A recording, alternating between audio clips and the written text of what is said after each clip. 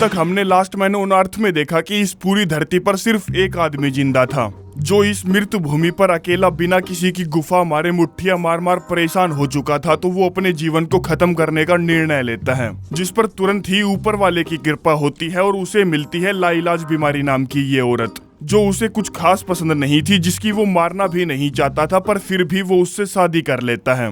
अब उसकी शादी को एक ही हफ्ता हुआ था कि उसे एक और लड़की मिलती है जिसका नाम था चिंकी बजवाले, और यही वो लड़की है जिसकी वो ऊपर वाले से डिमांड करता था, बोले तो खूबसूरती के मामले में, जिसकी मारने की वो बेइंतहा कोशिश करता है। और जब उसकी मारने का मौका मिलता है तो वो उसके हाथ से निकल जाती है, सिर्फ और सिर्फ इस जगदीश भगत नाम के कटड़े की वजह से। खैर बिरजू हार नहीं मानता, जिस पर ऊपर वाला उसे 2 और लड़कियां देता है, बूढ़ी घोड़ी और चुस्की नाम की, जिनकी वो बजाने जा ही रहा था कि उसकी वाइफ के सामने, बोले तो लाइलाज बीमारी के सामने, उसका भांडा फूट जाता है, जिस वजह से लाइलाज बीमारी उसे तलाक दे देती है। तो वो अब आजाद था बूढ़ी घोड़ी और चुस्की के खेत में फावड़ा चलाने के लिए। पर उसकी किस्मत बड़े वाले अखरोट से लिखी गई थी, जिसकी वजह से वो उनकी नहीं मार पाता और खुद मरता मरता बचता है, जिसमें उसकी जान बचाता है ये कालिया, और इसका नाम भी बिरजू भड़वाई ही है, जिससे अपना बिरजू भड़वा खुंदक खा जाता है, क्योंकि उसकी सॉलिड बॉडी थी और सारी लड़कियां उस पर फिदा भी थी, जिसके चलते वो उलझुलूल हरकतें करने लगता है। तो कालिया बिरजू उसे मारने की कोशिश करता है, जिसमें वो उसे रेगिस्तान के बीचों बीच 2 दिन का खाना देकर छोड़ आता है, जिसको वो 5 मिनट में ही चट कर जाता है। वहीं ऊपर आसमान में बने स्पेस शटल में हम एक आदमी को देखते हैं, जो बार बार मरी हुई धरती पर कांटेक्ट करने की कोशिश करता है। उधर बिरजू रेगिस्तान में पड़ा पड़ा अपनी किस्मत को कोसे जा रहा था कि तभी वहां लाइलाज बीमारी आती है, सब कुछ छोड़ छाड़ कर उसकी गलतियों को माफ करके उसके साथ रहने के लिए, क्योंकि अपना बिरजू इतना भी बुरा नहीं था। और यहीं से शुरुआत होती है हमारे सीजन 2 के पहले एपिसोड की, जिसमें हम एक शहर को पूरा का पूरा खाली देखते हैं। अब ये खाली तो होना ही था, क्योंकि ये लास्ट मैन ऑन अर्थ की सीरीज जो चल रही है। तभी हम एक बड़ी सी चीज को मूव करते हुए देखते हैं, जिसको देखते ही हमें अंदाजा हो जाता है कि ये शायद एरोप्लेन है, और ये लो, ये एरोप्लेन का बाप है, जो शहर की सड़कों पर मस्त मोला घूम रहा था, जिसमें से उतरती है लाइलाज बीमारी, जो उस फाइटर जेट से यहाँ शॉपिंग करने आई थी। जिसमें जब वो शॉपिंग कर रही थी तो बिरजू भड़वा जेट के अनोखे अनोखे फीचर खोजने की राह पर था, जिसमें वो गोला बारूद को दागने की पोजीशन में ले आता है। तब तक लाइलाज बीमारी भी खाने पीने का सामान लेकर वापस आ जाती है और उससे कहती है, भड़वे मैं चलाऊंगी इस बार। वो कहता है नहीं, क्योंकि ये लड़कियों की समझ से बाहर है, और एक बटन दबाता है, जिससे वो न्यूक्लियर वेपन जेट से डी अटैच हो जाता है, और वो दोनों मस्त होकर आगे बढ़ जाते हैं। बीमारी कहती है, यार हमें वापस जाकर वो बम उठाकर लाना चाहिए। वो कहता है, छोड़ ना यार, और मुझे आता भी तो नहीं है उस बम को वापस उसकी जगह पर लगाना। बीमारी कहती है, यार हम अमेरिकन चांद पर आदमी को छोड़ देते हैं, सड़कों पर बम छोड़ देते हैं, किसी जवान लड़की की मारने के लिए 2 बच्चों वाली बीवी को छोड़ देते हैं, ऐसा कब तक चलेगा? हमें ही तो सुधारना पड़ेगा इस देश को। अब बिरजू भड़वा सुधरने की राह पर था, तो कहता है, चल ठीक है, तू कह रही है तो मैं उस बम को उठाकर जरूर लाऊंगा। वो कहती है, रहन दे, कोई जरूरत नहीं है, मेरे लिए इतना ही काफी है कि तू सुधरने की कोशिश कर रहा है, मेरी बात मान रहा है। आगे वो दोनों अपने घर पहुंचते हैं, जो कि साले रहते हैं व्हाइट हाउस में। अब वो दोनों शॉपिंग करके थक गए थे, तो एक प्लास्टिक के पूल में दारू भरकर उसमें नहाते हैं और उसी को पीते हैं, जिससे हम ये समझ पाते हैं कि बिरजू भड़वा ने साला बीमारी को भी लगभग अपने जैसा ही बना लिया। वो कहावत है ना, सफेद कपड़े पहनकर कब तक काली दीवार से बचोगे, मीन्स संगत का असर जरूर होता है। जिसके बाद वो वही पहले सीजन की तरह अपना टाइम पास करने के लिए तोड़फोड़ मचाते हैं और बेन फ्रैंकलिन और अब्राहम लिंकन की आपस में बातचीत करवाते हैं। जिसके बाद और भी ज्यादा बढ़िया टाइम पास करने के लिए बिरजू अपने दोस्तों की बैठक बुलाता है और राष्ट्रपति की तरह बढ़िया सा भाषण देता है। वहीं लाइलाज बीमारी राष्ट्रपति की बीवी के महंगे महंगे कपड़े ट्राई करती है, जिसमें उसको अच्छा खासा मजा आता है। जिसके बाद रात में वो पलंग तोड़ मेहनत करते हैं, जिस मेहनत के बाद बीमारी उसकी और अपनी ड्राइंग बनाती है। बिरजू कहता है, देख यार, मुझे लगता है कि हमें अपने बैग अनपैक कर लेने चाहिए व्हाइट हाउस को अपना घर बनाने के लिए। वो कहती है, नहीं यार, मुझे अजीब सा लग रहा है व्हाइट हाउस को अपना घर बनाने में। बिरजू कहता है, अरे यार तू कैसी है, बता, तेरे को व्हाइट हाउस से अच्छी फीलिंग नहीं आ रही? चल कोई बात नहीं, हम अपने घर की खोज जारी रखेंगे, जो बोलकर वो मोमबत्ती बुझाकर सो जाता है। अगले दिन वो दोनों व्हाइट हाउस छोड़कर नए घर की तलाश में निकल पड़ते हैं, जिसमें बिरजू उसको सरप्राइज देने के लिए उसके पुराने घर ले जाता है, जो देखकर वो बहुत खुश होती है और उसे अपने परिवार के सदस्यों से मिलवाती है, और फिर उसे वो रूम दिखाती है जहाँ उसके परिवार ने वायरस से लड़ने की कोशिश की थी। आगे रात हो जाती है तो वो वहीं पर सोने का फैसला करते हैं। बीमारी कहती है, तुम्हारा सरप्राइज मुझे बहुत अच्छा लगा, थैंक यू, पर मैं यहाँ भी नहीं रहना चाहती। जो सुनकर बिरजू उस पर भड़क पड़ता है। कहता है, कमीनी, मैं जानता हूँ तू वापस लापतागंज जाना चाहती है, क्योंकि वहाँ पर तेरे दोस्त है और वही इकलौती जगह ऐसी है जहाँ मैं नहीं जा सकता, क्योंकि कालिया बिरजू ने मुझे मारने की कोशिश की थी और कहा था अगर तू वापस आया तो साले जान से मार दूंगा। वो कहती है, पर यार इन बातों को 6 महीने बीत चुके हैं, अब तक शायद उनका दिमाग ठंडा हो चुका होगा। हम साले इस धरती पर आखिरी बचे इंसान हैं, इसलिए हम सभी को साथ रहना चाहिए। बिरजू कहता है, देख तूने मेरे साथ रहना चुना और अगर तू मेरे साथ रहना चाहती है तो मेरे साथ ही रह, मैं वहां कतई नहीं जाऊंगा। जिस बात से गुस्सा होकर लाइलाज बीमारी दूसरे रूम में सोने चली जाती है। अगले दिन वो फिर से नए घर की खोज में निकल पड़ते हैं, जिसमें बिरजू से गुस्सा होने की वजह से वो पीछे सोने चली जाती है। कुछ ही देर बाद बिरजू फ्यूल भरने के लिए एक पेट्रोल पंप पर रुकता है और जब वो फ्यूल भरता भरता अपने दोस्तों से बात कर रहा था, तभी उसे बिना बताए लाइलाज बीमारी बस से उतरती है और पेट्रोल पंप पर बने स्टोर से कुछ लेने चली जाती है। उधर बिरजू अपना फ्यूल भर के बस स्टार्ट करके आगे बढ़ जाता है, क्योंकि उसे नहीं पता था कि बीमारी बस से उतर गई है, जिसको रुकवाने के लिए वो उसके पीछे भी दौड़ती है, काफी सारी गोलियां हवा में भी दागती है, पर घंटा कुछ नहीं होता, क्योंकि बिरजू भड़वा ने बस में जोर जोर से गाने बजा रखे थे, जिसमें जब उसको चलते चलते दोपहर से रात हो जाती है तो वो बीमारी को डिनर के लिए उठाने जाता है और जब वो उसे वहां नहीं मिलती तो वो हड़बड़ा सा जाता है, जिसमें वो फटाफट अपनी बस को उल्टी घुमाता है और लाइलाज बीमारी को ढूंढने के लिए मैप खोलता है, जिसमें उसको याद आता है कि वो आखिरी बार स्पीडी पंप नाम के पेट्रोल पंप पर रुका था। पक्का लाइलाज बीमारी उसे बिना बताए वहीं उतरी होगी, जिसको ढूंढने के लिए वो पूरी रात ड्राइव करता है और एक एक करके जितने भी स्पीडी पंप थे सबको छान भगाता है, पर उस लोडू को लाइलाज बीमारी कहीं नहीं मिलती, जिसमें 2 दिन बीत जाते हैं और अभी भी वो बीमारी को लगातार ढूंढ ही रहा था। फिर तभी उसे वैसा ही स्पीडी पंप दिखता है जैसे पर वो रुका था, पर लाइलाज बीमारी उसे वहां भी नहीं मिलती, जिससे वो हताश हो जाता है कि मैंने उसे खो दिया। तभी उसको याद आता है कि वो पक्का लापतागंज चली गई होगी उसे छोड़कर, क्योंकि वो बार बार वहीं जाने की मिन्नतें जो कर रही थी, जिस पर वो भी लापतागंज की तरफ निकल पड़ता है, जहां पहुंचकर वो भेड़िए की खाल पहनता है ताकि कोई भी उसे देख ना पाए। पर भेड़िए की खाल का कोई फायदा नहीं होता, क्योंकि जिस जगह पर कभी धरती के बचे हुए इंसान रहा करते थे वो अब खंडर हो चुकी थी। तभी बिरजू अपने उस घर को देखता है जिसमें वो रहा करता था, जिसको जला हुआ और खाक में मिला देखकर उसको घंटा भी समझ में नहीं आ रहा था कि यहाँ साला हुआ क्या। उधर लाइलाज बीमारी पिछले 2 दिनों से उसके वापस आने की राह देख रही थी, जिसमें वो बार बार गोलियां भी चलाती है, पर वही पहले के जैसे घंटा कुछ नहीं होता। जिसके बाद अगले दिन की दोपहर हो जाती है, जिसमें टाइम पास करने के लिए लाइलाज बीमारी स्क्रैच कार्ड स्क्रैच किए जा रही थी, और तो और वो जनरेटर की सहायता से एक एयर बलून को बिजली भी देती है ताकि उसकी ऐसी हरकतों पर बिरजू का ध्यान जाए और वो उसे ढूंढ ले। पर आज भी वो नहीं आता। रात के समय वो बहुत सारी फ्लेयर जलाती है ताकि उसके उजाले से कुछ तो हो, पर कुछ नहीं होता। वहीं बिरजू भड़वा अपने जले हुए घर में अपनी यादों से जुड़ी हुई चीजें देखता है और अपने दोस्तों से बात करता है। कहता है, मुझे पक्का यकीन है उन सालों ने मुझसे बदला लेने के लिए मेरे घर समेत मेरी सारी चीजों को आग लगा दी, और मुझे लगता है कि मैं शायद जल्दी लापतागंज आ गया। क्या पता लाइलाज बीमारी रास्ते में हो, वो पैदल पैदल इधर ही आ रही हो। मुझे यारो किसी भी तरह उसके पास मैसेज भेजना होगा कि मैं यहाँ पहुंच गया हूँ, पर मैं ये करूँ कैसे। तभी उसकी नजर जली हुई मैगजीन में दिख रही लड़की के गुब्बारों पर पड़ती है, जिसमें वो बहुत सारे गुब्बारों में हवा भरता है और उन पर लिखता है, मेरी जान, मैं लापतागंज पहुंच गया हूँ, जल्दी आ जा।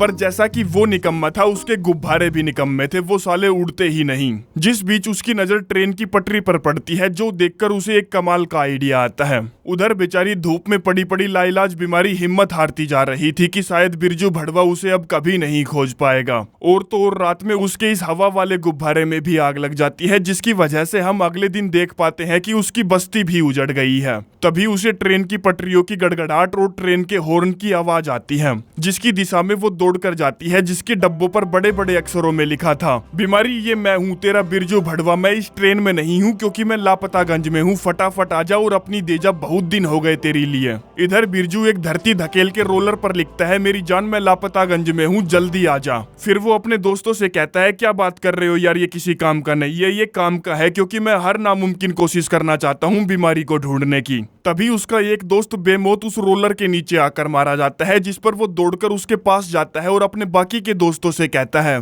चिंता मत करो दोस्तों, ये ठीक है, बस इसको थोड़ी सी चोटें लगी हैं। तब तक उसका धरती धकेल सड़क के साइड में लगे पेड़ से जाकर टकरा जाता है, जो कि होना ही था, जिससे बिरजू को बहुत दुख होता है कि उसकी ये कोशिश भी नाकाम रही जैसे उसकी ट्रेन वाली कोशिश नाकाम रही। इतने में ही छोटी सी कार लेकर हॉर्न बजाते हुए लाइलाज बीमारी वहां पहुंचती है, जिसे देखकर बिरजू बहुत खुश होता है। वो दोनों एक दूसरे से काफी दिनों बाद गले मिलते हैं। बिरजू पूछता है, क्या तुझे मेरी ट्रेन मिली? वो कहती है, हाँ यार, बहुत ज्यादा दिमाग है तेरे अंदर तो।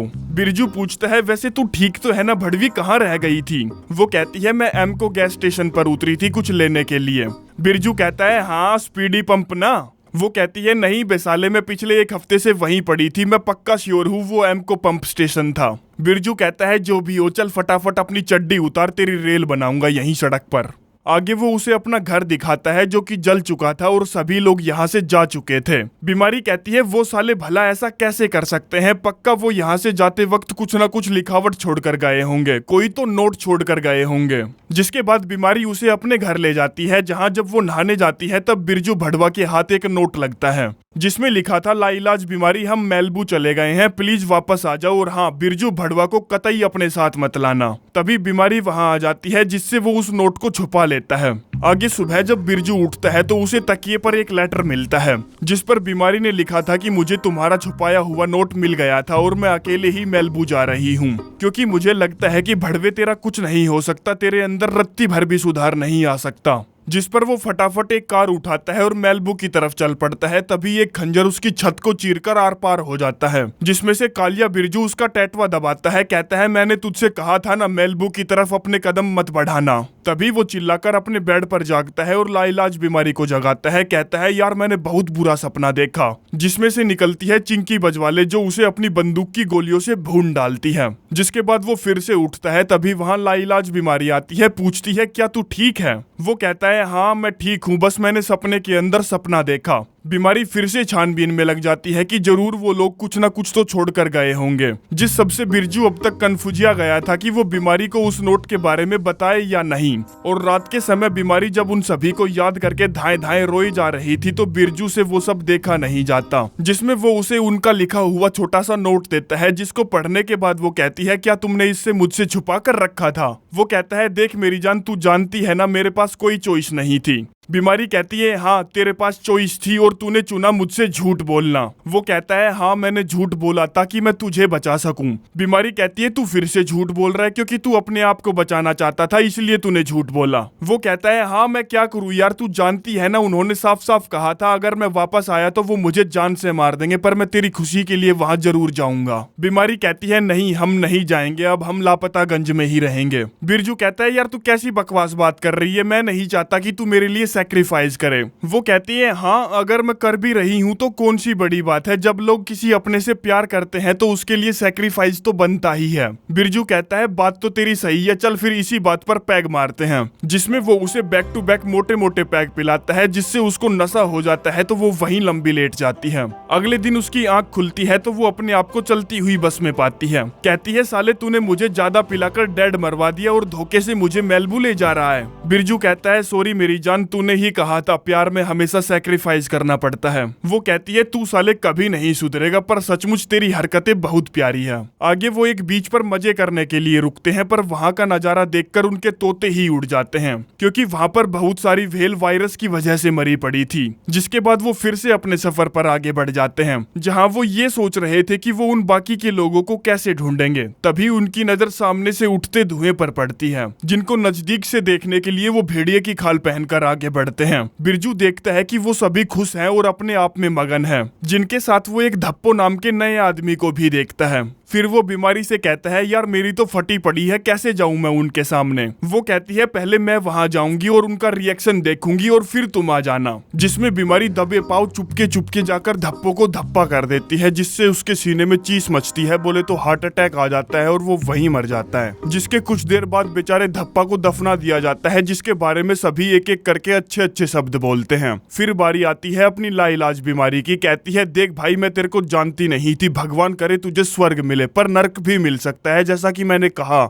मैं तुझे नहीं जानती थी। जो सब अपना बिरजू भड़वा भेड़िए की खाल में छिपकर दूर से देख रहा था, जिसमें मृत्यु समारोह के कुछ घंटे बाद लाइलाज बीमारी उससे मिलने आती है। वो पूछता है जो गंड मरा मरा वो कौन था। बीमारी कहती है उसका नाम धप्पा था और बूढ़ी घोड़ी उससे बेइंतहा मोहब्बत करती थी। वो पूछता है तो क्या मैं उनसे मिलने आ सकता हूँ या नहीं, ये बता। बीमारी कहती है नहीं, अभी नहीं आ सकता क्योंकि धप्पा के मरने से वो सभी अभी सदमे में हैं। बिरजू पूछता है इसका मतलब ये है कि तूने अब तक उनसे मेरे बारे में एक भी शब्द नहीं कहा। वो कहती है हाँ, अभी तक तो नहीं कहा, पर टाइम आने पर मैं उनसे तुम्हारे बारे में बात जरूर करूंगी। आगे वो पिंकी बजवाले से बात करने पहुंचती है, जहां हमें पता चलता है जिस घर में वो ठहरे हुए हैं वो घर धप्पा का है। बड़ा शानदार घर बना रखा था यार धप्पा तूने तो। खैर अपनी चिंकी बजवाले उसे देखकर बहुत खुश थी। कहती है ऊपर वाले का बहुत बहुत धन्यवाद जो तुझे मेरा लिखा हुआ लेटर मिल गया, बहुत मिस किया मैंने तुझे। वो कहती है हाँ मेरी जान, मैंने भी तुझे बहुत मिस किया। चिंकी उससे बिरजू के बारे में बात करती है, पूछती है वो क्यों नहीं आया तुम्हारे साथ, क्या हुआ था तुम दोनों के बीच में।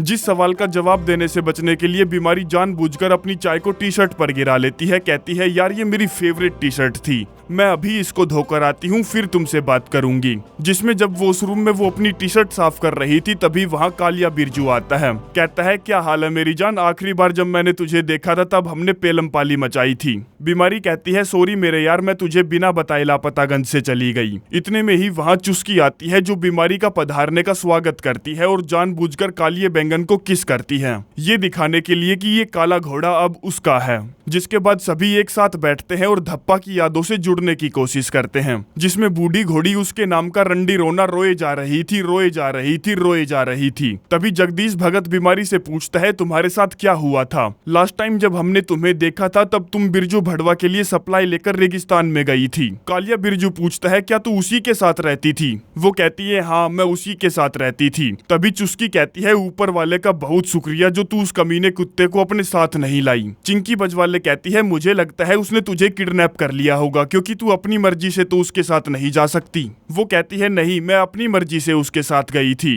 बूढ़ी घोड़ी कटाक्ष करते हुए कहती है क्या तूने उसको भी धप्पा करके मार दिया। वो कहती है नहीं मैंने उसे नहीं मारा, वो खुद ही मर गया। जो सुनकर वो सभी सन्न रह जाते हैं। खैर बीमारी ये सारी बातें जाकर बिरजू को बताती है। वो कहता है साली तूने उनको ये कहा कि मैं मर गया, यहाँ मरने मरवाने का कोई कंपटीशन चल रहा है क्या। बीमारी कहती है बे गधेड़े, मैंने उनसे तू मर गया इसलिए कहा क्योंकि मरने वाले के बारे में हर कोई अच्छा अच्छा ही कहता है। तू मुझे थोड़ा सा टाइम दे और मैं सब कुछ ठीक कर दूंगी, टेंशन मत ले। अब भला बिरजू को यार टेंशन क्यों ना हो, पहली ही मुलाकात में वो उसको मरवा कर आ गई। जिस पर वो कहता है उस कालिये बिरजू का क्या, मैं मर गया हूँ ये जानकर वो तेरी फिर से मारने की सोचेगा, उसका क्या करेगी तू। बीमारी कहती है दिमाग पर इतना लोड मत ले क्योंकि कालिया बिरजू अब चुस्की की मारता है, वो दोनों कपल हैं। जिसके बाद बीमारी बिरजू को अच्छा बनाने के लिए जगदीश भगत और चिंकी बजवाले को पकड़ती है, जिसमें वो उन्हें अपनी ड्राइंग के जरिए समझाती है कि बिरजू कैसे मरा। कहती है हम एक पहाड़ी पर बने शेल्टर में गए थे जहां मैं कुछ करतब कर रही थी, तभी मेरा बैलेंस बिगड़ा और मैं नीचे गिरने लगी। मैंने बिरजू का नाम जोर जोर से पुकारा जिसमें उसने बिना हिचकिचाए बिना डरे मेरा हाथ पकड़ा और मुझे ऊपर खींचने लगा। तब तक मैं ऊपर आ गई थी लेकिन इतने में उसका बैलेंस बिगड़ जाता है जो मुझे बचाते हुए हवा में लहराते हुआ नीचे गिरने लगता है और धरती से टकराकर मर जाता है। ये उसकी वो आखिरी तस्वीर है जो मैंने उसके काफी नजदीक से बनाई थी।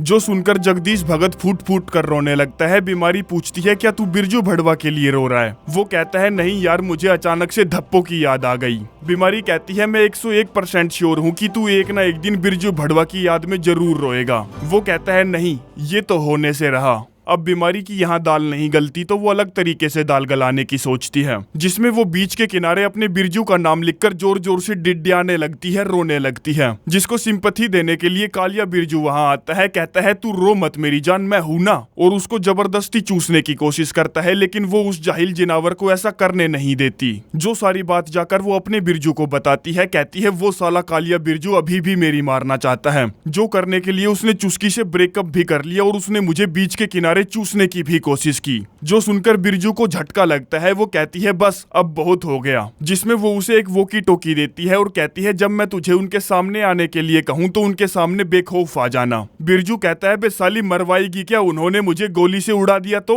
वो कहती है नहीं, वो तुझे नहीं मारेंगे और अगर उन्होंने ऐसा करने की कोशिश की तो मैं तेरे साथ वापस लापतागंज चली जाऊंगी और कभी यहाँ नहीं आऊंगी। जिसके बाद वो वापस उन लोगों के बीच जाती है और सभी को इकट्ठा करके उनसे स्वर्गीय बिरजू भड़वा के बारे में कुछ अच्छे अच्छे शब्द बोलने के लिए कहती है, जिसमें जगदीश भगत कहता है, मैं कभी नहीं भूलूंगा उसने मुझे रेगिस्तान में ले जाकर कुत्ते की मौत मारने की कोशिश की। कालिया बिरजू कहता है, मैं भी ये कभी नहीं भूलूंगा कि उसने मुझे भी मारने की कोशिश की। चिंकी बजवाले कहती है, मैं भी कभी नहीं भूलूंगी कि उसने अजीब अजीब चाले चलकर मेरी पिंकी बजाने की कोशिश की। चुस्की कहती है, हाँ मैं भी कभी नहीं भूलूंगी उसने मेरी और बूढ़ी घोड़ी की दोनों की एक साथ झूठ बोलकर मारने की कोशिश की। जिस सबसे हम ये समझ पाते हैं कि इन लोगों के दिल में उसके लिए कितना जहर भरा पड़ा है। बीमारी कहती है, मैं समझ गई दोस्तों, तुम उसे बहुत मिस कर रहे हो, तुम्हें उसकी बहुत याद आती है। तो लो आपके सामने हाजिर है बिरजू भड़वा। जो सब वो दूर से देख रहा था और उसे पता था कि ये सही समय नहीं है उनके सामने आने का, इसलिए वो वापस चला जाता है और गुस्से में अपने दोस्तों से बात करता है। कहता है, उन साले बीहन के टीकों को मेरी जरूरत नहीं है तो मुझे भी उनकी जरूरत नहीं है।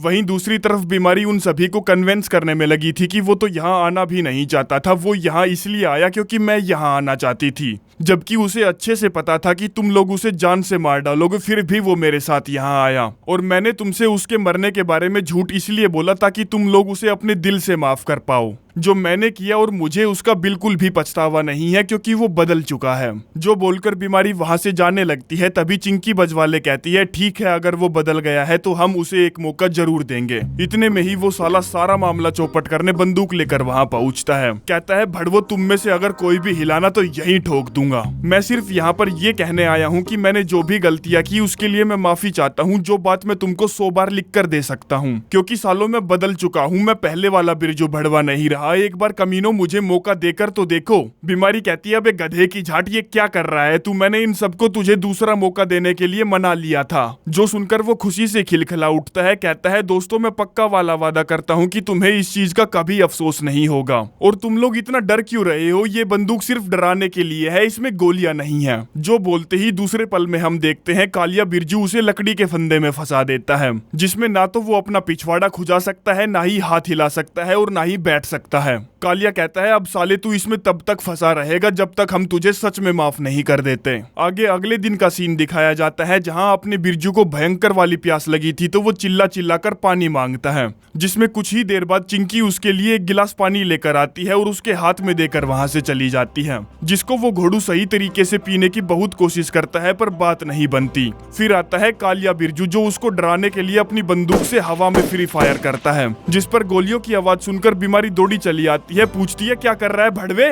वो कहता है, कुछ नहीं, मैं तो बस इसके मजे ले रहा हूँ। अब उसने गोलियों की आवाज सुनकर टट्टी कर दी थी तो बीमारी उसके कपड़े बदलती है। कहती है, यार तुम लोग कितने दरिंदे बन चुके हो, इस तरह की सजा पुराने जमाने में दी जाती थी। जो सुनकर जगदीश ताव में आ जाता है। कहता है, इस साले कुत्ते ने हम पर बंदूक तानी, माँ कसम मेरा बस चलता तो मैं इसका अभी मुंह तोड़ देता। जिस पर चिंकी उसको शांत करते हुए कहती है, अरे भाई इतना लोड मत ले, इतना लोड मत ले, हड़ी ले ले, थोड़ी सी हड़ी ले ले। फिर सभी बिरजू के लिए एक और सजा डिसाइड करते हैं, जिसमें वो उसको अकेले 5 हफ्तों तक एक कमरे में बंद रखेंगे। जो सजा उसको भी ठीक ठीक लगती है तो वो एग्री हो जाता है, जिसमें अगले ही सीन में उसको एक कमरे में बंद कर दिया जाता है जहाँ उससे बीमारी मिलने आती है ताकि उस बेचारे को अकेलापन फील ना हो। कहता है, देख मेरी जान, तू अंदर नहीं आ सकती, ये मेरी सजा है और मैं ही इसे पूरा करूंगा और सबको दिखा दूंगा कि मैं पुराना वाला बिरजू नहीं रहा। जिस बात से बीमारी को बहुत खुशी मिलती है कि इस भड़वे में कितने ज्यादा सुधार आए हैं। आगे पूरी गैंग जब लंच कर रही थी तब चिंकी कहती है, उनके पास जो कैन वाला खाना है या तो वो खत्म हो रहा है या फिर एक्सपायर होता जा रहा है, इसीलिए हमें अपनी गाय को किसी राजकुमारी की तरह पालना होगा, वरना हमें खाने की खोज में बाहर जाना पड़ेगा। आगे वो लोग बिरजू को बाहर निकालते हैं ताकि वो खुली हवा में सांस ले सके, लेकिन कुत्ते का पट्टा पहना कर, जो ऐसा वैसा पट्टा नहीं था, इससे जोर का झटका हाई जोरों से लगता है। बीमारी कहती है, अरे यार तुम लोग कसाई हो क्या, ये इंसान है, जानवर थोड़े ही है। बिरजू कहता है, अरे नहीं, मैं इसी लायक हूँ, मैंने गलती की है तो मैं सजा भी भुगतूंगा। अब उस बेवकूफ को बाहर खुले में छोड़ दिया गया था, जिसमें उसको जो भी मिलता वो टाइम पास करने के लिए उनकी तफरी लेने लगता, जिस पर वो सारे मिलकर उसको एक और पट्टा पहनाते हैं, जिसमें वो कुत्ते के माफिक जैसे ही जोर से भौंकेगा उसके पट्टे से एक लाल मिर्च का स्प्रे निकलेगा, जिससे उसकी नाक में बढ़िया वाली जलन होगी और पिछवाड़े से धुआं निकलेगा। जिसके बाद उसके सही तरीके से मजे लेने के लिए चिंकी वहां बर्फ निकालकर बढ़िया ठंडी ठंडी बियर लेकर आती है, जिनको वो करंट वाले पट्टे की रेंज से बाहर रख देती है और फिर उसको चिढ़ाते हुए ललचाते हुए बियर की घूंट मारती हुई वहां से चली जाती है कि साले मन करे तो पी लेना। जिनकी तरफ वो लेटकर आगे बढ़ने की कोशिश करता है लेकिन बात नहीं बनती, जिसमें दिन से रात हो जाती है और वो अभी भी बस बोतलों को घूरे जा रहा था कि साला कोई उसे एक बोतल दे दे। फिर रात से सुबह हो जाती है और अभी भी वो बोतलों को घूरता ही रहता है, परंतु कब तक, जिसमें जल्द ही उसका सब्र का बांध टूटता है। तो वो ताली बजाकर उनको बुलाने की कोशिश करता है, पर जब कोई नहीं आता तो वो गमले उठा उठा कर फेंकने लगता है कि सालो कोई तो सुन लो मेरी। फिर जब वो वहां आते हैं तो बिरजू उनसे कहता है, भाइयों मेरा पट्टा उतार दो, मैं माँ कसम खाकर कह रहा हूँ मैं अब सुधर चुका हूँ। लेकिन किसी को भी उसमें सुधार नजर नहीं आ रहा था, क्योंकि जिस हिसाब से उसने गमले फेंके थे अभी भी कसर बाकी थी। जिस पर कालिया बिरजू उसको गुद्दी से पकड़कर डॉग हाउस में बंद कर देता है कि साले तेरी जगह यहाँ है, तू खुले में रहने लायक नहीं है। जिस डॉग हाउस में इतनी भी जगह नहीं थी कि वो आराम से लेट सके। खैर उसकी आंख खुलती है तो वो बाहर देखता है जहाँ आग लगी हुई थी, जो देखकर वो डॉग हाउस के दरवाजे को जोर जोर से ठकठकाता है कि कोई तो उसकी सुन लो, पर कोई नहीं सुनता। जिसके बाद वो डॉग हाउस को पलटता है, वहां से बाहर निकलता है और लगातार बिजली के झटके खाते हुए स्विमिंग पूल से बाल्टी भर भर के उस आग पर डालता है, जिसमें जब आग बुझ जाती है तो वो वापस से डॉग हाउस में चला जाता है। सुबह के टाइम जब पूरी मंडली उस आग को देखती है तो वो एक दूसरे पर आरोप लगाने लगते हैं कि ये इसकी गलती है, उसकी गलती है, किसकी गलती है। फिर वो अपने बिरजू से पूछते हैं, क्या तूने आग बुझाई? जिनको वो इशारों में सब कुछ समझाता है, जिन इशारों को डिकोड करती है बीमारी। कहता है मैंने आग को देखा, जोर जोर से दरवाजा पीटा, डॉग हाउस को गिराया और झटके खाते हुए स्विमिंग पूल से बाल्टी भर भर के आग को बुझाया। जिस बात से उन सभी को एहसास हो जाता है कि हाँ अब ये सुधर चुका है। जिस पर कालिया बिरजू उसका पट्टा खोल देता है, जिसके खुलते ही वो उन्हें thank you thank you thank you thank you thank you thank you बोलने लगता है, लेकिन वो उसका एक भी थैंक यू नहीं सुनते और वहां से चले जाते हैं। आगे बिरजू सभा बुलाकर उनसे कहता है, आप लोगों ने मुझे मौका दिया, मैं आप लोगों का शुक्रगुजार हूँ, लेकिन कोई भी उसकी बकचोदियां सुनने में जरा भी इंटरेस्टेड नहीं था। तभी बीमारी को कीड़ों की आवाज आती है, जिनकी आवाज सुनकर वो सभी खुश हो जाते हैं और उनको पकड़ लेते हैं। अब खाने की कमी थी तो बीमारी उन कीड़ों को पानी में उबालकर सबके सामने पेश करती है, जिससे उनको घिन आती है, पर करे भी तो करे क्या, भूख से मरने से तो अच्छा ही है कि ये कीड़े खा लिए जाए। बीमारी जगदीश से पूछती है, भाई तू क्यों नहीं खा रहा, तुझे भूख नहीं लगी क्या? वो कहता है, अरे नहीं, क्योंकि अगर मैं खा लूंगा तो तुम्हारा खाना खत्म हो जाएगा और वैसे भी मैं मोटा हूँ तो एक रात में क्या ही फर्क पड़ेगा।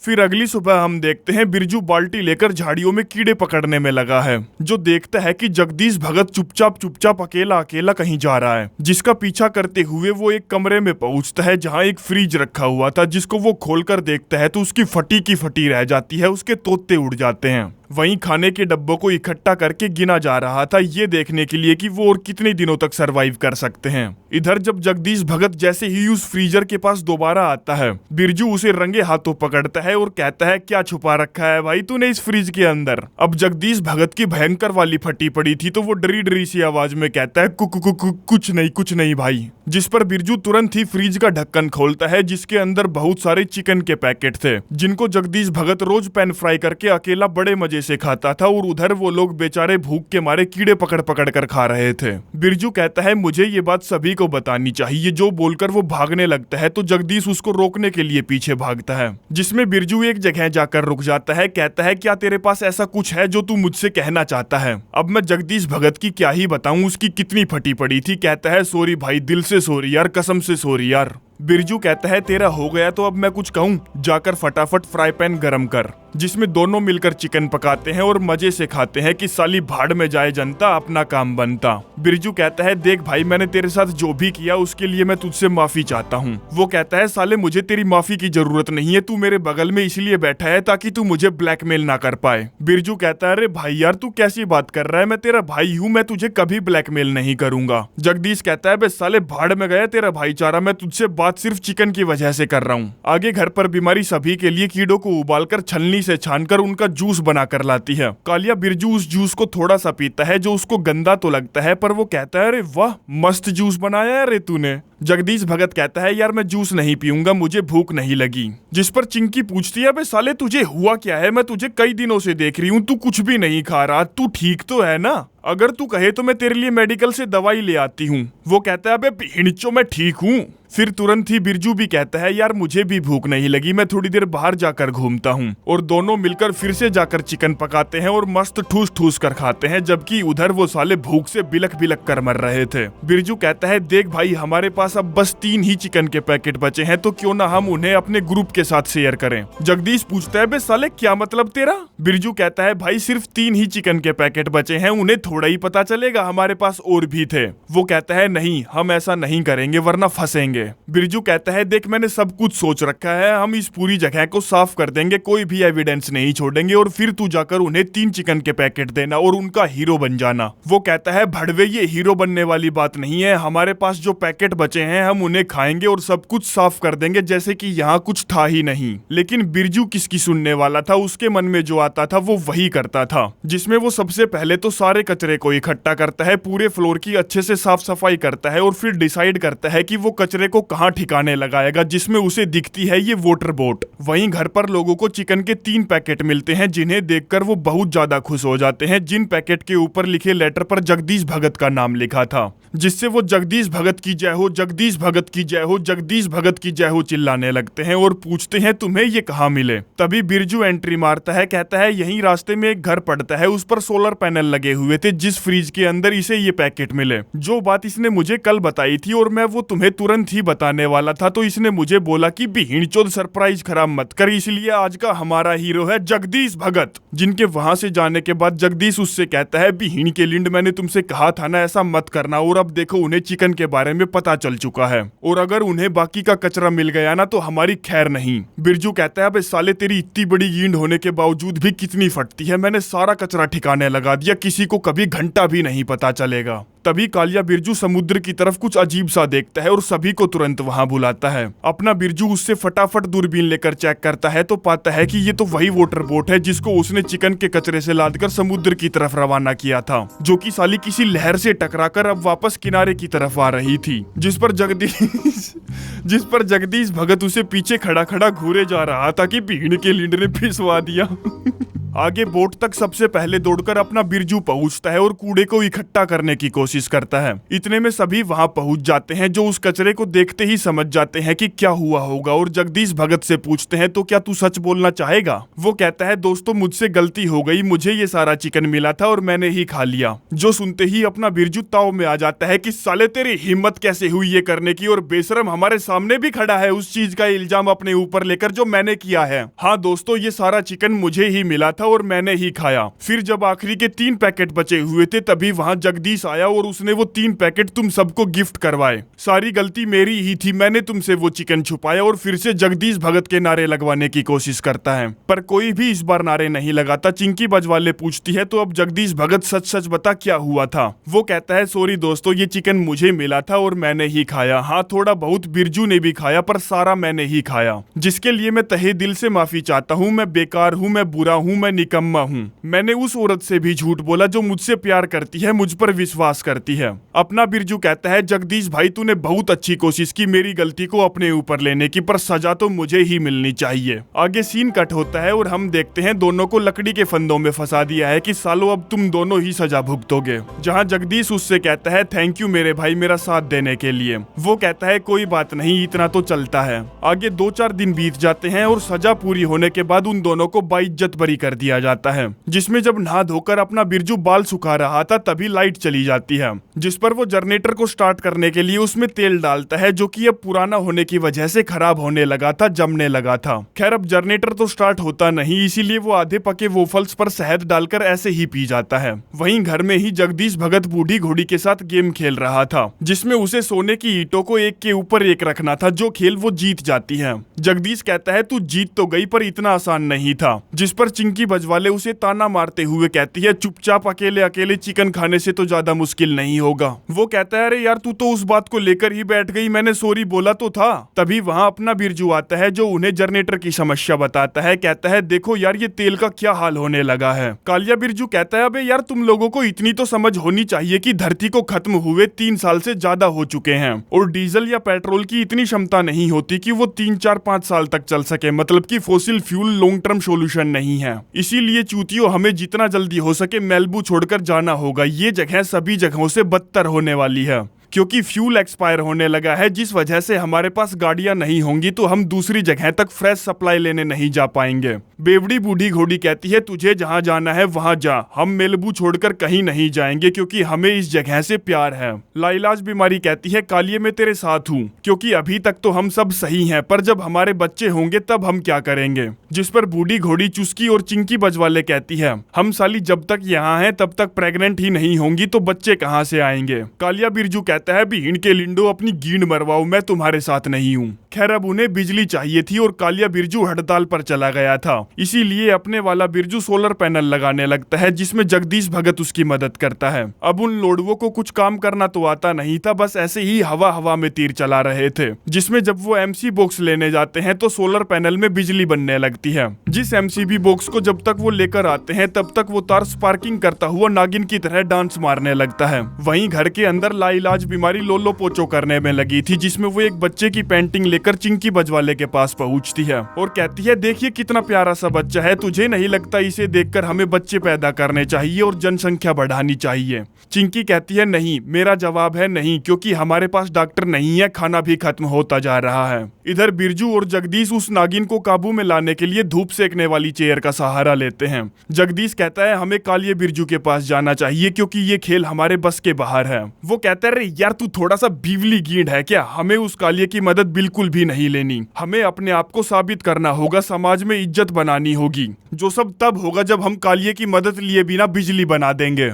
जगदीश पूछता है तो तू ही बता अब हम क्या करें। वो कहता है मुझे नहीं पता पर कुछ तो करेंगे। उधर लाइलाज बीमारी बूढ़ी घोड़ी और चिंकी को बच्चे पैदा करने के लिए पटाने जाती है, पर उन दोनों को ही बच्चों से नफरत थी, इसलिए उनका जवाब भी ना ही होता है। यहाँ बिरजू उस नागिन को काबू में लाने के लिए सोलर पैनल को कपड़ों से ढक देता है ताकि बिजली बननी बंद हो जाए, लेकिन वो साली नागिन फिर भी काबू में नहीं आती तो अपना बिरजू हार थककर कालिए बिरजू से मदद मांगने जाता है, जो उसकी बातों को इग्नोर करते हुए कहता है मैं बिजी हूँ, तुम अपना देखो मैं अपना देख लूंगा। बिरजू कहता है बे साले मैं जानता हूँ तू ये सब क्यों कर रहा है, क्योंकि तुझे लाइलाज बीमारी की मारनी है, उसके साथ रहना है। तुझे उस बात से बहुत दुख पहुंचा था कि उसने मुझे चुना तुझे छोड़कर। जो सारा ड्रामा पूरी पलटन देख रही थी, तभी कालिया बिरजू को गुस्सा आ जाता है तो वो उसे एक बढ़िया सा घुसंड पिलाता है और पटक पटक के मारता है वो अलग, जो देखकर सभी दौड़ते हुए आते हैं और कालिया बिरजू को उससे अलग करते हुए बहुत सारी खरी खोटी सुनाते हैं कि साले तू इतना बड़ा हो गया कि हाथ उठाने लग गया, रहना नहीं है क्या तुझे यहाँ। जिस पर वो उसे बिना सॉरी बोले बिना माफी मांगे वहां से चुपचाप चला जाता है।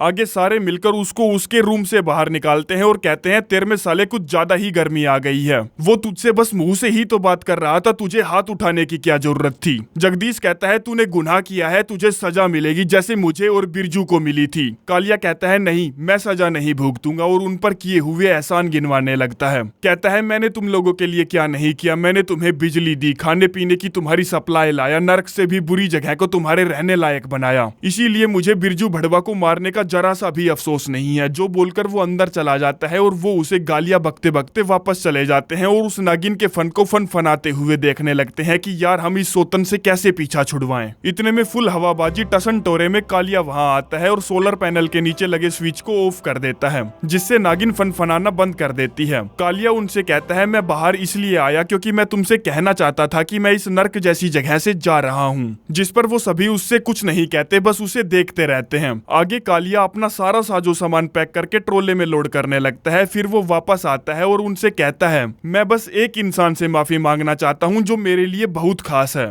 जिस पर चुस्की सोचती है कि वो मुझसे माफी मांगेगा क्योंकि वो उसकी काफी टाइम से बजाता आ रहा था, लेकिन वो नाम लेता है लाइलाज बीमारी का। कहता है मैं जानता हूँ मैंने जो किया उसकी वजह से तू परेशान है, पर मैं साला समझ नहीं पा रहा कि तू बिरजू भड़वा के साथ कैसे है। वो साला गधा है, उसने हम पर बंदूक तानी थी, मुझे मारने की कोशिश की थी, तुझे धोखा दिया था। मेरी जान मेरी बात मान, तू गलत आदमी के साथ है, मैं तुझसे प्यार करता हूँ, तुझे कभी धोखा नहीं दूंगा, तो बता क्या तू मेरे साथ चलेगी। अब इससे पहले कि लाइलाज बीमारी कोई जवाब देती, चुस्की धमाका करते हुए कहती है मैं भीषड़ी के तेरे बच्चे की माँ बनने वाली हूँ। जो सुनकर कालिए का चेहरा मुरझा जाता है और चुस्की मुंह बनाकर अंदर चली जाती है, जिसके साथ साथ लाइलाज बीमारी भी उसका ऑफर लात मार के ठुकरा देती है। कालिया बिरजू चुस्की के पीछे पीछे कमरे में आता है और कहता है मैं तुझसे माफी चाहता हूँ, जो मैंने बीमारी से कहा उसके लिए मुझे नहीं पता था तू प्रेग्नेंट है। बूढ़ी घोड़ी कहती है चल ठीक है हो गया अब तेरा, निकल यहाँ से, तेरे और चुस्की के बीच में अब कुछ नहीं बचा। कालिया कहता है अरे मैं बाप हूँ उस बच्चे का जो पैदा होने वाला है। बूढ़ी घोड़ी कहती है हमें तेरे जैसे बाप की जरूरत नहीं है, हमारा पूरा ग्रुप बनेगा अब उस बच्चे का बाप। वहीं दूसरी तरफ अपने वाले बिरजू का अलग ही रंडी रोना चालू था, जिसमें वो लाइलाज बीमारी से कह रहा था कि उस कालिये ने मुझे मारा और तुझे छीनने की भी कोशिश की। बीमारी कहती है साले तेरे साथ तो अच्छा ही हुआ, अब वो सभी तुझे दया की नजर से देखेंगे। वो कहता है यार तू कैसी बात कर रही है, मुझे अपने आप को काबिल दिखाने के लिए सिंपैथी कार्ड खेलने की जरूरत नहीं है। और अगले ही पल वो आइस पैक लगाकर जोर जोर से दर्द से कर रहा था कि किसी के पास पेन किलर है या कुछ दर्द भगाने का है क्या। परंतु जब कोई उसकी कर्राट पर ध्यान नहीं देता तो लाइलाज बीमारी चुस्की से कहती है तू अपने होने वाले बच्चे का नाम योर बलेंडा रखना। इतने में वहां कालिया बिरजू आता है जो चुस्की से कहता है मैंने अपने होने वाले बच्चे के लिए कुछ बनाया है, आजा मेरे साथ चल दिखाऊं। पर चुस्की उसकी बातों पर थोड़ी सी भी नहीं चुसकती, जिस पर कालिया अपना चूतिया सा मुंह लेकर वहां से चला जाता है। बूढ़ी घोड़ी कहती है ये तो साला अपने बिरजू भड़वा से भी बुरा है। जो सुनकर इसको खुशी मिलती है कि अब वो सेकंड नंबर का बुरा है, पहले नंबर का कालिया बिरजू बुरा है। अगले सीन में जब अपना बिरजू प्लास्टिक के पूल में दारू भरकर उसे पी रहा था, तभी वहां से कालिया बिरजू गुजरता है, जिसका वो पीछा करता है ये देखने के लिए कि देख तो लूं वो क्या कर रहा है। जिसमें कालिया ने उसके पैदा होने वाले बच्चे के लिए लकड़ी का पालना बनाया था, जिसके पास वो उदास बैठा था। बिरजू खुद को समझाता है कि साले तू उसके लिए बुरा फील मत कर, उसने तुझे मारा और तेरी बीमारी को तुझसे छीनने की कोशिश की। जिसके बाद वो अंधे की एक्टिंग करता हुआ अंदर जाता है, जैसे कि उसे घंटा भी नहीं दिख रहा। बूढ़ी घोड़ी उसकी आंख चेक करती है, कहती है यार इतनी जोर से भी नहीं लगी जितनी तू एक्टिंग कर रहा है। बिरजू फटाफट अपनी आंख चेक करने शीशे के सामने जाता है और देखता है कि हाँ उसकी आंख अब ठीक होती जा रही है। जिसमें वो 2-4 घुसन डोर पिला देता है, क्योंकि उसे अब ये सिंपैथी कार्ड खेलने में मजे आ रहे थे। और वो फिर से जाकर बूढ़ी घोड़ी से अपनी आंख चेक करवाता है, जो कहती है हाँ चोट तो लगी है तुझे। इतने में कालिया बिरजू फिर से आता है, कहता है मैं स्टोर से सामान लेने जा रहा हूँ, क्या किसी को कुछ चाहिए? पर कोई भी उसकी बात का कोई जवाब नहीं देता, इसलिए वो वहाँ से चला जाता है। अब बूढ़ी घोड़ी कुछ अलग टाइप की चिप्स खाती थी। बिरजू कहता है तू टेंशन क्यों ले रही है, मैं हूं ना, कालिये की क्या जरूरत है, मैं ले आऊंगा। जिस पर अगले ही सीन में वो जगदीश भगत के साथ गाड़ी में बैठकर पूरा स्टोर घूम लेता है, पर उसे वो चिप्स कहीं नहीं दिखती। जिस वजह से वो वहाँ पर पड़ी सारी चिप्स को गाड़ी में लोड कर लेता है कि उस कुतिया को इनमें से कुछ तो अच्छा लगेगा ही। जगदीश कहता है यार मैं क्या करूँ, चिंकी बजवाले बच्चे पैदा करना नहीं चाहती, जबकि मेरा बहुत ज्यादा मन है। और तो और वो चिकन के पैकेट वाली बात से अब तक गुस्सा है। बिरजू कहता है देख भाई बच्चे पैदा करना तो वो चाहती है, क्योंकि जब तू हमें अंधेरी रात में मिला था ना, तब मैं उसे वहाँ प्रेग्नेंट करने आया था। जो सुनकर जगदीश को झटका लगता है कि यार मुझे तो लगता था कि तू उसे पेलने गया था।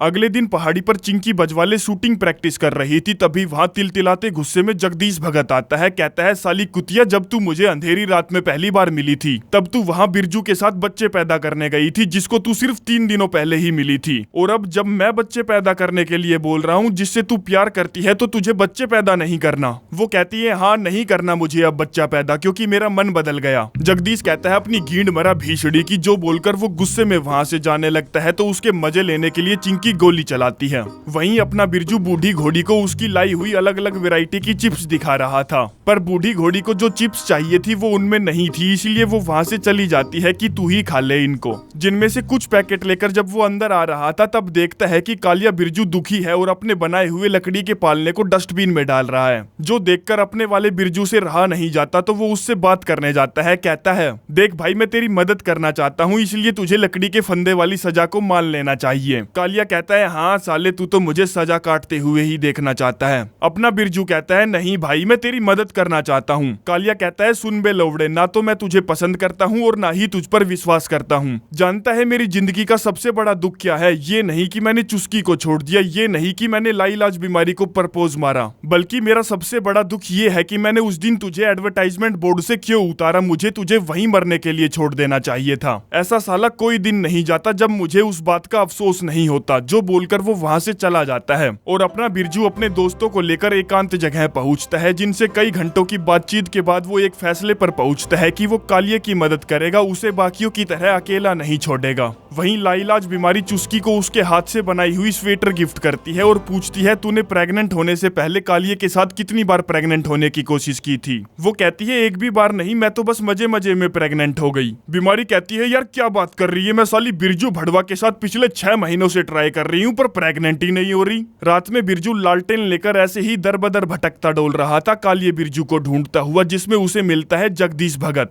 जिससे वो पूछता है भाई तू यहाँ सोफे पर क्यों पड़ा है? वो कहता है मेरा और चिंकी बजवाले का झगड़ा हो गया है, इसीलिए मैं यहाँ पड़ा हूँ, वरना मुझे कोई शौक थोड़े ही है। बिरजू उससे पूछता है क्या तूने कालिये बिरजू को देखा देखा, मुझे वो कहीं नहीं मिल रहा। जगदीश कहता है हाँ मैंने उसको बीच की तरफ जाते हुए देखा था। जिसको ढूंढने के लिए अपना बिरजू जब बीच की तरफ जाता है तो देखता है कि कालिया बिरजू साला किनारे पर लंबा लोटा पड़ा है, जिसके पास वो दौड़कर पहुंचता है और उसे घसीटता हुआ किनारे से दूर हटाने की कोशिश करता है, लेकिन साले में बहुत ज्यादा वजन था। इसीलिए अपना बिरजू सर्फिंग बोर्ड लेकर आता है, जिस पर उसको पटक कर घसीटते हुए वो घर तक लेकर आता है। कहता है साले मैं तेरा दोस्त हूँ, मैं तेरी मदद करके ही मानूंगा। जिसमें जब कालिए को होश आता है तो वो अपने आप को लकड़ी के फंदे में फंसा पाता है, जो उसका नाम पुकार पुकार कर कह रहा था कि साले एक बार खोल दे फिर देख लूंगा तुझे तो मैं। आगे सुबह हो जाती है, जहाँ जब कालिया मस्त जिराफ बेचकर सो रहा था तब बिरजू उसकी सोते सोते की ब्रश करता है, जिससे कालिए की आंख खुलती है तो वो उसको गालियां बकने लगता है कि साले एक बार खोल दे फिर बताता हूँ तुझे तो मैं। लेकिन अपना बिरजू किसकी सुनने वाला था, जिसमें वो कुकर बजाकर सबको वहां बुलाता है और कहता है देखो कालिए ने अपने आप को लकड़ी के फंदे में फंसा लिया, ये हम सबसे माफी मांगना चाहता है।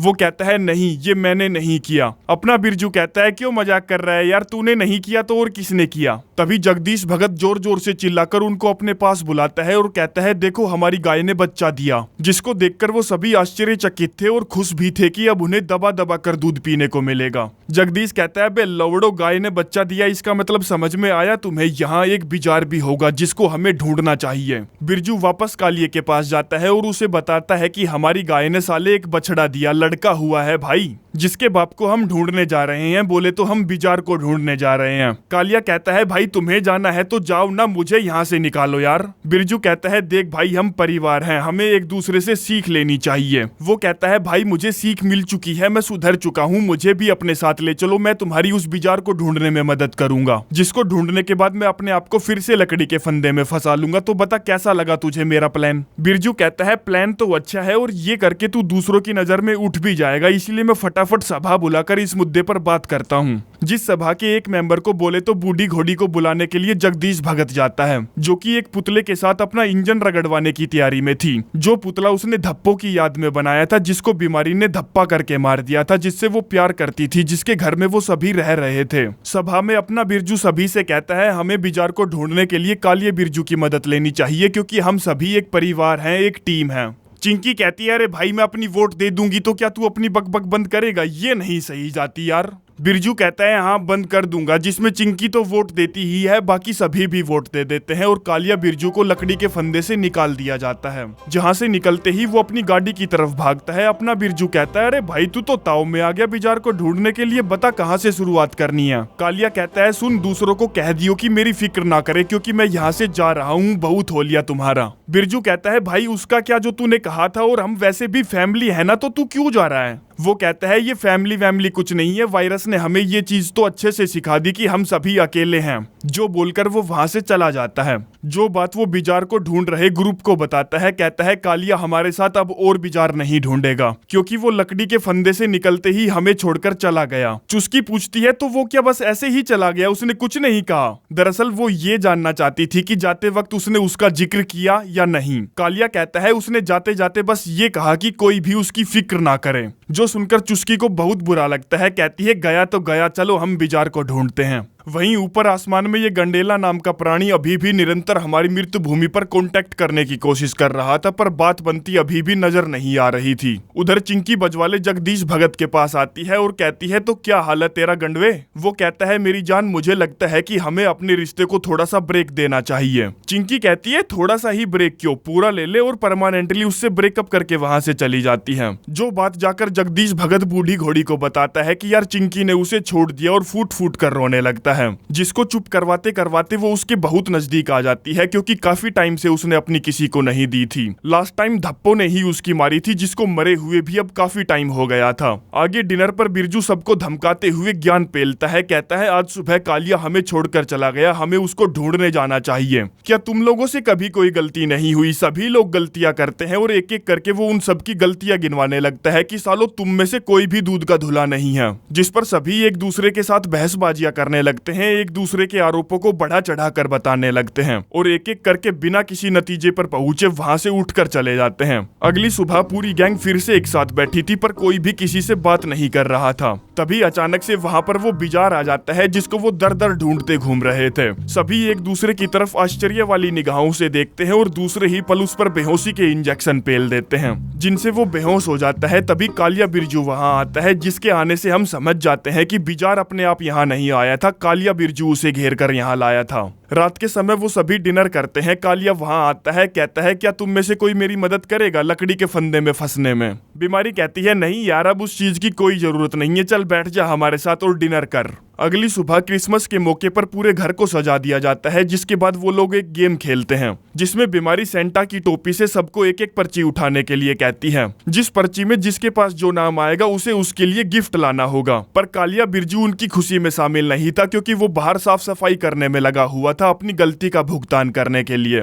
अपना बिरजू कहता है अरे यार बहुत हो गया अब तुम्हारा, उसे माफ भी कर दो, आ जाने दो उसको भी घर के अंदर। जो सुनकर चुस्की मान जाती है। अपना बिरजू दौड़ता हुआ उसके पास जाता है और कहता है खुशखबरी है, तू वापस घर में आ सकता है। अब अपने बिरजू को लग रहा था कि उसके बदले में कालिया उसको थैंक यू बोलेगा, पर नहीं, कालिया उससे कहता है ठीक है और दरवाजा उसके मुंह पर मार देता है। वहीं बूढ़ी घोड़ी और जगदीश भगत चुपचाप आपस में लगे हुए थे, उनको साला किसी से कोई लेना देना नहीं था। रात में कालिया घर के अंदर आता है, कहता है मुझे अंदर आकर बहुत खुशी मिली और मैं एक शख्स का धन्यवाद करना चाहता हूँ जिसने मेरा साथ कभी नहीं छोड़ा। जिस पर अपने बिरजू को लग रहा था कि वो उसका नाम लेगा, पर ना ना ना ना ना, वो थैंक यू करता है ऊपर वाले को जिसने उसका साथ कभी नहीं छोड़ा। अगले दिन अपना बिरजू उससे मिलने जाता है और कहता है कल रात यार तूने क्या गजब की स्पीच दी भाई, मजा आ गया। सच बताऊं तो मुझे कल ही पता चला कि तू ऊपर वाले को भी मानता है, और उसे एक डायमंड का नेकलेस देते हुए कहता है इसको है ना चुस्की को दे दियो, वो गुस्सा है ना तुझसे, इसे देखकर पट जाएगी। कालिया कहता है मेरे भाई मुझे इसकी जरूरत नहीं है, क्योंकि मैंने पहले से ही उसके लिए कोई और गिफ्ट सोच रखा है। पर अपना बिरजू हार मानने वालों में से कहा था, कहता है प्लीज यार रख लेना, इसे भी दे दियो यार। आगे सभी पर्ची में आए नाम वाले इंसान को गिफ्ट देते हैं, जिसमें चुस्की के पास बीमारी का नाम आया था तो वो उसे एक चेयर गिफ्ट करती है और एक ग्रीन ड्रेस भी, जिसे पाकर बीमारी बहुत खुश हो जाती है। अब बारी थी जगदीश भगत की, जिसकी पर्ची में नाम आया था बूढ़ी घोड़ी का, जिसका गिफ्ट था बाहर, जो कि है ये विंटेज कार, जिसे पाकर उसे मजे आ जाते हैं और वो सभी को ऐसा दिखाते हैं कि उनके बीच साला कुछ नहीं चल रहा। फिर बारी थी अपने बिरजू भड़वा की, जो सबके लिए एक बड़ी सी याच लाया था, जो कि थी पिटबुल की, जिसका गिफ्ट उनको सबसे प्यारा लगता है। पर उनकी खुशी ज्यादा देर तक नहीं टिकती, क्योंकि वो साला याच में बम लगाकर आया था जिसको वो ब्लास्ट मार देता है। जो सब किसी को भी अच्छा नहीं लगता तो वो वहां से चले जाते हैं कि इसका साला कुछ नहीं हो सकता। फिर बीमारी की बारी आती है, जो चिंकी बजवाले को शूज गिफ्ट करती है, जिनको उसने अपने हाथों से सजाया था। फिर बारी थी चिंकी की, जो जगदीश भगत को गिफ्ट में प्रोम किंग का रिबन देती है, क्योंकि उसने बताया था कि स्कूल टाइम में मोटा होने की वजह से प्रोम पार्टी में उसका मजाक उड़ाया गया था, जिस रिबन को वो अपनी सीट पर बैठते ही उतार देता है, जो देखकर चिंकी बजवाले को बिल्कुल भी अच्छा नहीं लगता। फिर बारी थी बूढ़ी घोड़ी की, जिसे कालिया बिरजू को गिफ्ट देना था, पर उसने उसके लिए कुछ भी नहीं सोचा था, जिस पर वो वहीं पर पड़ी एक बॉल उठाकर उसे दे देती है कि ये है तेरा गिफ्ट, ले मौज। फिर बारी थी कालिया बिरजू की, जो चुस्की को गिफ्ट में अल्ट्रासाउंड मशीन गिफ्ट देता है, जिसके जरिए वो अपने बच्चे को देख सकती थी, जो गिफ्ट अब तक का सबसे प्यारा गिफ्ट था। बिरजू कहता है कालिया क्या तुझे कुछ और नहीं देना चुस्की को? दरअसल वो अपने डायमंड नेकलेस की बात कर रहा था। कालिया कहता है नहीं ये बहुत है, जिससे अपने बिरजू को भयंकर वाला गुस्सा चढ़ जाता है कि साले मतलबी लोग। आगे जब सभी फिर से असेंबली हॉल में इकट्ठा होते हैं तो चिंकी बजवाले वहां लाइलाज बीमारी के गिफ्ट किए हुए जूते पहनकर आती है और जगदीश भगत से कहती है हमारे बीच में कुछ भी सही नहीं चल रहा, जिसमें जब तू मुझसे दूर हुआ ना तो मुझे याद आया कि मेरी गुफा का तू इकलौता ही पहरेदार है, इसीलिए मैं तुझे फिर से अपना बनाना चाहती हूँ। और उसे आई लव यू बोलती हुई घुटनों पर पड़कर विल यू मैरी मी कहती है। अब जगदीश भगत इससे पहले कि उसे कुछ कह पाता तभी कालिया बिरजू के पेट में भयंकर वाले मरोड़े मारने लगते हैं, दर्द होने लगता है,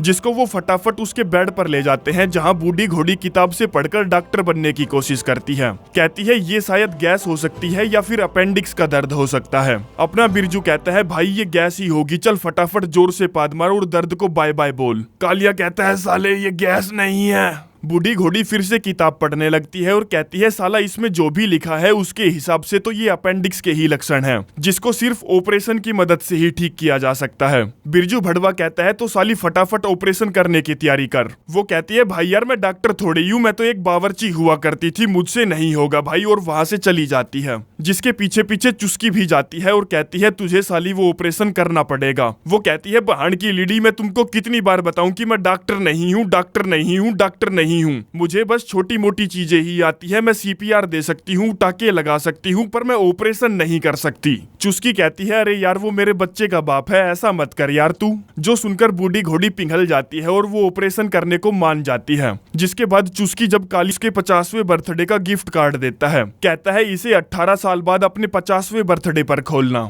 जिसका कहने का मतलब ये था कि भाई तुझे कुछ नहीं होगा, तू आराम से बहुत लंबा जिएगा। वहीं दूसरी तरफ स्टोर जाकर चिंकी बजवाले और लाइलाज बीमारी ऑपरेशन का साजो सामान इकट्ठा करने में लगी थी। तभी चिंकी बजवाले फूट फूट कर रोने लगती है, जिसको बीमारी अपने गले से लगा लेती है और कहती है तू रो क्यों रही है यार, सब कुछ ठीक हो जाएगा। इधर जगदीश भगत बूढ़ी घोड़ी से ऑपरेशन करने की प्रैक्टिस करवा रहा था, जिसमें वो बार बार फेल हो रही थी। तभी वहाँ बिरजू भड़वा आता है, कहता है क्या मैं तुम्हारी किसी चीज में मदद कर सकता हूँ। वो कहती है हाँ एक काम है जिसमें मुझे तेरी और जगदीश भगत की मदद चाहिए। जिस पर अगले ही सीन में वो दोनों मुर्दा घर में होते हैं, जहाँ से उन्हें एक डेड बॉडी लेकर जानी थी ताकि बूढ़ी घोड़ी उस पर अपना हाथ साफ कर सके। लेकिन वहाँ पर तो सिर्फ कंकाल थे, क्योंकि इन लोगों को मरे हुए 4 साल से भी ज्यादा हो चुके हैं। बिरजू भड़वा कहता है हमें यार फ्रेश माल चाहिए, फ्रेश माल। जिस पर वो दोनों मुंह उठाकर पहुंचते हैं धप्पो की कब्र पर। जहाँ पहुंचते ही बिरजू अपना फावड़ा चलाने लगता है और जगदीश से कहता है चल आजा मेरी मदद कर। वो कहता है यार मुझसे नहीं हो पाएगा क्योंकि धप्पो मेरा दोस्त था।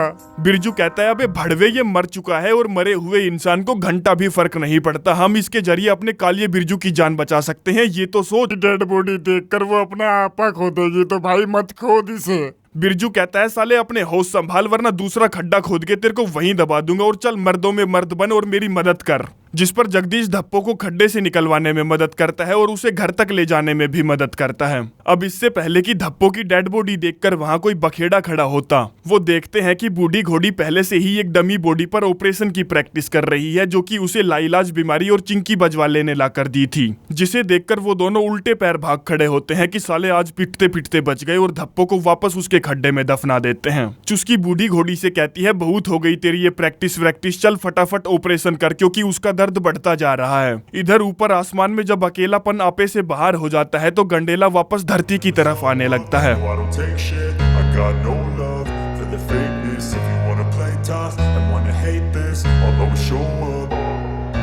I don't ever slow up, no I don't take shit. I got no love for the fakeness. If you wanna play tough and wanna hate this, I'll always show up and make a statement. I don't ever slow up, no I don't take shit. I got no love for the fakeness. If you wanna play tough and wanna hate this, I'll always show up and make a statement. Everything I do so instinctive. Pettiness, a reflection of the emptiness. Hilarious, you think you're worth my time, you're delirious. Mysterious, because you hide behind a fake exterior. Inferior, you know I'll always be a bit superior. Get off of me. यहाँ बूढ़ी घोड़ी operation करने में लग जाती है, जिसमें जगदीश भगत उसकी मदद कर रहा था।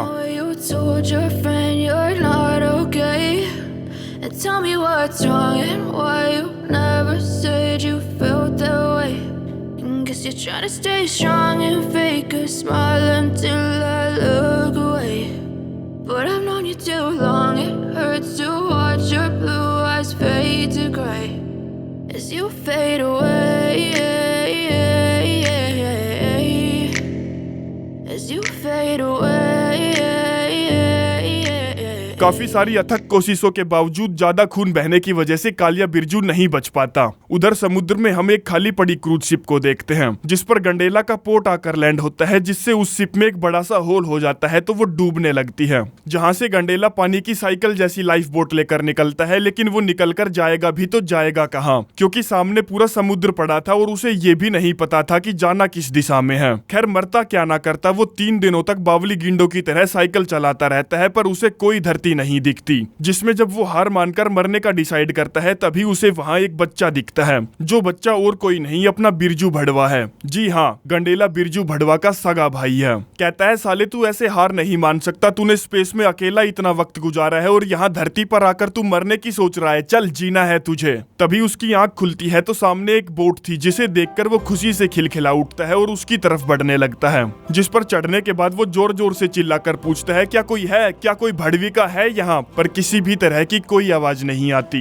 गंडेला अंदर जाता है जहाँ उसे कुछ खाने पीने का सामान मिलता है, जिसको वो ठूस ठूस कर पेट में डालने लगता है क्योंकि वो काफी दिनों से भूखा था। तभी उसकी नजर वहाँ पड़े कपड़ों पर पड़ती है, जिनको वो पहन लेता है क्योंकि नीला कोट देख देख कर उसकी हालत खराब हो चुकी थी। इतने में हाथ में हथियार लेकर वहाँ लुच्चा भाई आता है, जिसे देखकर गंडेला की भयंकर वाली फट जाती है। कहता है भाई दागियो मत, दागियो मत, दागियो मत, मैं एस्ट्रोनॉट हूँ और अभी अभी स्पेस से आया हूँ। लुच्चा भाई पूछता है क्या तू वायरस से इन्फेक्टेड है। वो कहता है नहीं यार भाई, मैं 3 साल से ऊपर स्पेस स्टेशन में था और अभी जस्ट 3 दिन पहले ही धरती पर आया हूँ। मैंने अब तक धरती नहीं देखी, किसी इंसान को नहीं देखा, तो मैं भला कैसे इन्फेक्टेड हो सकता हूँ। जो सुनकर लुच्चा भाई अपने हथियार डाल देता है और कहता है तुझसे मिलकर अच्छा लगा। आगे दोनों ऊपर जब खुले आसमान के नीचे बियर के लुफ्त उठा रहे थे, तब हमें पता चलता है कि लुच्चा भाई को जब पता चला कि दुनिया में वायरस बहुत तेजी से फैल रहा है, तब उसने अपनी जीवन की कमाई हुई सारी पूंजी इस बोट को खरीदने में लगा दी और सब कुछ छोड़ छाड़ के समुद्र के बीचों बीच आ गया, ताकि वो अपनी लंबी उम्र जी सके, ताकि वो वायरस से बच सके।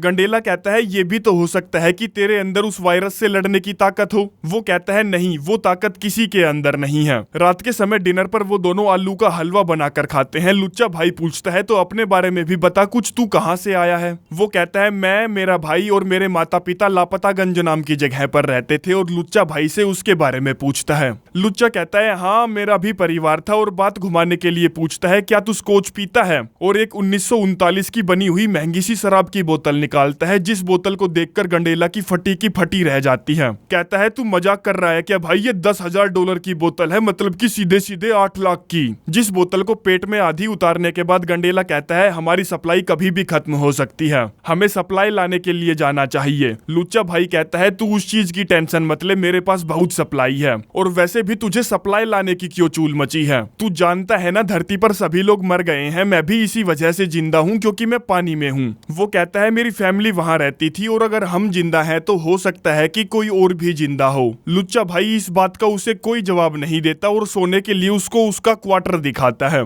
जिसमें जब गंडेला सोने की कोशिश करता है तो देखता है कि लुच्चा भाई उस पर निगरानी रखे हुए है कि कहीं वो उल्टी सीधी हरकत करके वहां से भाग ना जाए। सुबह हो जाती है और हम देखते हैं लुच्चा भाई ने तो सारी हदें पार कर दी, जिसमें वो अब निगरानी दूर से नहीं बिल्कुल पास से रख रहा था। तभी गंडेला की आंख खुलती है, पूछता है भाई क्या कर रहा है, चढ़ेगा क्या मुझ पे। वो कहता है ठीक है, मैं किनारे पर तेरे साथ चलने के लिए तैयार हूँ, पर याद रख तुझे वहाँ कोई नहीं मिलेगा, और हाँ एक बात और, इस पूरे मिशन पर मेरी ही चलेगी, मेरी ही कमांड रहेगी, जैसा मैं कहूंगा तुझे वैसा ही करना पड़ेगा, तभी हम वहाँ जाएंगे। जिसके बाद वो वायरस प्रोटेक्शन सूट पहनकर किनारे की तरफ बढ़ने लगते हैं और कुछ ही घंटों बाद वहां तक पहुंच भी जाते हैं। जिसमें 3-3.5 साल बाद गंडेला ने धरती पर पैर रखा था तो वो बहुत खुश था, उसके खुशी के आंसू टपाटप टपक रहे थे। लुच्चा भाई कहता है तेरा रंडी रोना हो गया है तो चले क्या, क्योंकि हम यहाँ धरती पर ज्यादा देर तक नहीं रुकने वाले। वो कहता है भाई मेरा बहुत मन कर रहा है कि मैं दस्ताने उतारकर, जूते उतारकर इस मिट्टी को महसूस करूं, इसमें लोटपोट हो जाऊं। लुच्चा कहता है नहीं, ऐसा बिल्कुल भी मत करना, वरना वायरस तेरे शरीर के हर होल में घुस जाएगा। वो कहता है हाँ ठीक है भाई, मैं समझ गया, मैं ऐसा नहीं करने वाला। जिसके बाद वो एक आइसक्रीम की रेहड़ी लेकर जिंदा इंसानों को ढूंढने निकल पड़ते हैं, लेकिन सब कुछ बिल्कुल शांत था, वहाँ शांति का शोर था। गंडेला गाड़ियों का शोर मिस कर रहा था, लोगों की चहल पहल का शोर मिस कर रहा था, और लुच्चा भाई से पूछता है ये लोग जो वायरस से मरे उनके शरीरों का क्या हुआ, वो कहाँ गए। जिस पर वो उसे एक ऐसी जगह ले जाता है जहाँ लोगों की लाशें ही लाशें पड़ी थी, जिनको गिनना तक भी मुश्किल था। जो मंजर देखकर गंडेला चौंक कर लट हो जाता है। लुच्चा भाई कहता है इस तरह का मंजर तुझे हर 5 गांव बाद देखने को मिलेगा, तो बता क्या तुझे अभी भी लग रहा है कि तेरी फैमिली में से कोई जिंदा होगा।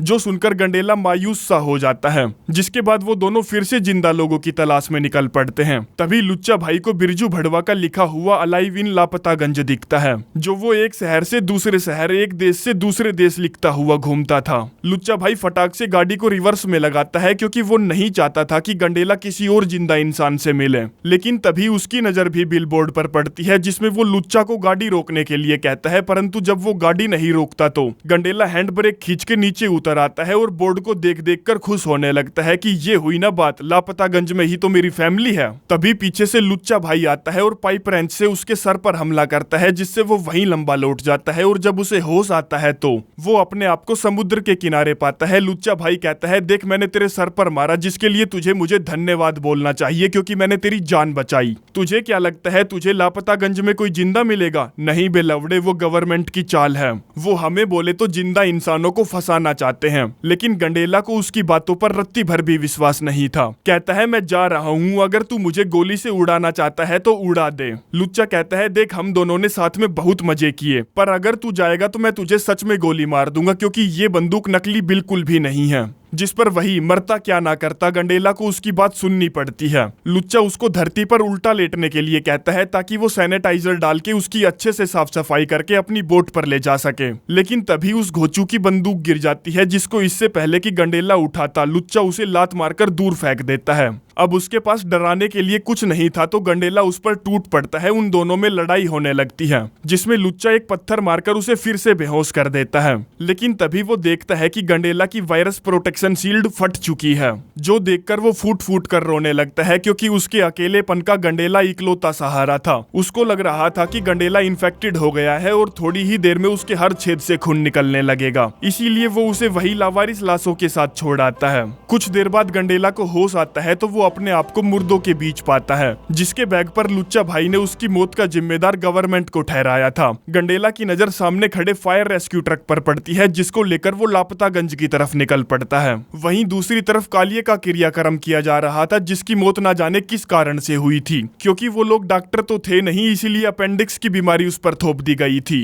बिरजू कहता है, हम कालिये का अंतिम संस्कार वाइकिंग्स की तरह करेंगे। चुस्की कहती है, बे साले तुझे हर जगह मजे चाहिए क्या? वो ऐसा बिल्कुल भी नहीं चाहता था। बिरजू कहता है, हाँ मैं जानता हूँ वो ऐसा नहीं चाहता था, पर वो एक हीरो की मौत जरूर डिजर्व करता है, जिसमें उसकी नाव को धक्का मार के समुद्र में धकेल दिया जाता है और फिर उस पर बिरजू जलता हुआ तीर दागने की तैयारी करता है। लेकिन उस साले का एक भी तीर किनारे तक को भी पार नहीं करता, जिसकी ऐसी हरकत देखकर वो सभी एक एक करके वहां से चले जाते हैं कि इस साले का कुछ नहीं हो सकता। आगे बिरजू तीर निशाने पर दागने की प्रैक्टिस करता है, पर उस साले का तीर निशाने पर लगने की बजाय निशाने तक पहुंच भी नहीं रहा था। तभी वहां लाइलाज बीमारी आती है, जिससे वो कहता है, कालिया बिरजू मेरे भाई जैसा था, माना कि हम दोनों के बीच में कभी नहीं बनी, पर लास्ट में हम दोनों के बीच में सब कुछ सही हो गया था, और अगर मैं उसके शरीर को अग्नि दे पाता तो उसकी आत्मा को मुक्ति मिल जाती। बीमारी कहती है, तू उसकी मुक्ति छोड़, मुझे ये बता, चिंकी बजवाले ने जो जगदीश भगत को शादी के लिए प्रपोज किया था, उसका जगदीश भगत ने क्या जवाब दिया? वो कहता है, यार ये बताना बहुत मुश्किल है, पर चल फिर भी मैं तुझे बता देता हूँ क्योंकि तू अपनी है। जगदीश भगत का और बूढ़ी घोड़ी का टपा टप वाला चक्कर चल रहा है। बीमारी कहती है, ये तो बहुत गंभीर बात है, मुझे तुरंत ही ये बात चिंकी बजवाले को बतानी होगी क्योंकि वो मेरी बेस्ट फ्रेंड है। बिरजू कहता है, साली कुतिया मैं तेरा पति हूँ, मैंने मना किया है ना, तो चल प्रॉमिस कर कि तू नहीं बताएगी। वो कहती है, ठीक है मैं तुम्हें अपनी जुबान देती हूँ। बिरजू कहता है, साली अंटी मत लगा, दिमाग मत खराब कर। हम चिंकी बजवाले को देखते हैं जो टाइम पास करने के लिए चीजें नष्ट भ्रष्ट कर रही थी। तभी वहां बीमारी आती है जो उसे देखकर अपनी गाड़ी उल्टी घुमा लेती है कि कहीं उसके मुंह से सच ना निकल जाए। लेकिन चिंकी उसे देख लेती है और कहती है, कहाँ जा रही है जाने मन, मुझे तुझसे जगदीश भगत के बारे में कुछ बात करनी है, आजा इधर आजा। वो कहती है, नहीं मैं बिल्कुल भी नहीं आ सकती क्योंकि मुझे गाय को चारा डालना है, मैं बाद में बात करूंगी। आगे दिन से रात हो जाती है, लेकिन बिरजू का रंडी रोना अभी तक खत्म नहीं हुआ था, जिसमें वो कालिया की विदाई में एक गाना गाता है जो कि बहुत ही बेहुदा गाना था, जिसको गाते गाते बीच बीच में वो रोने की एक्टिंग भी कर रहा था, जो सब कुछ वहां बैठी ऑडियंस अच्छे से समझ रही थी। अगले दिन सुबह सुबह चिंकी बजवाले बीमारी के दिए हुए जूतों से सितारे हटा रही थी। इतने में वहां जगदीश भगत आता है, कहता है, तू जूते क्यों चबा रही है बे? वो कहती है, इन्हीं जूतों को पहनकर मैंने तुझे प्रपोज किया था, जिसका जवाब मैं समझ चुकी हूँ कि ना है। जगदीश कहता है, ठीक है मैं तुझसे बाद में मिलता हूँ। अब चिंकी की तितली कई दिनों से फड़फड़ा रही थी, इसीलिए वो कहती है, सुनना, क्या हम दोनों साथ बैठकर टीवी देख सकते हैं? पक्का मैं कुछ नहीं करूंगी, बस हम दोनों दोस्त की तरह टीवी देखेंगे। वो कहता है, ठीक है देख लेंगे, वैसे भी मेरे पास कुछ करने के लिए नहीं है। वहीं अपना बिरजू कालिये के कमरे में जाता है और कहता है, भाई तेरे बिना ये कमरा कितना सूना सूना लागे बे। तभी उसकी नजर कालिये के कपड़ों पर पड़ती है, जिनको वो पहनकर उसकी मिमिक्री करता है और फिर उसके परफ्यूम की दबा दबा कर महक लेता है। फिर तभी उसकी नजर कालिया की गवर्नमेंट आईडी प्रूफ पर पड़ती है, जिस पर उसका नाम देखकर वो चौंक जाता है कि साले ने मुझसे झूठ बोला कि उसका मिडल नेम नहीं है, सिर्फ और सिर्फ मेरा नाम चुराने के लिए। कमबख्त उसकी वजह से मुझे अपना नाम बिरजू बवासीर भड़वा रखना पड़ा। बिहिंचो झूठे।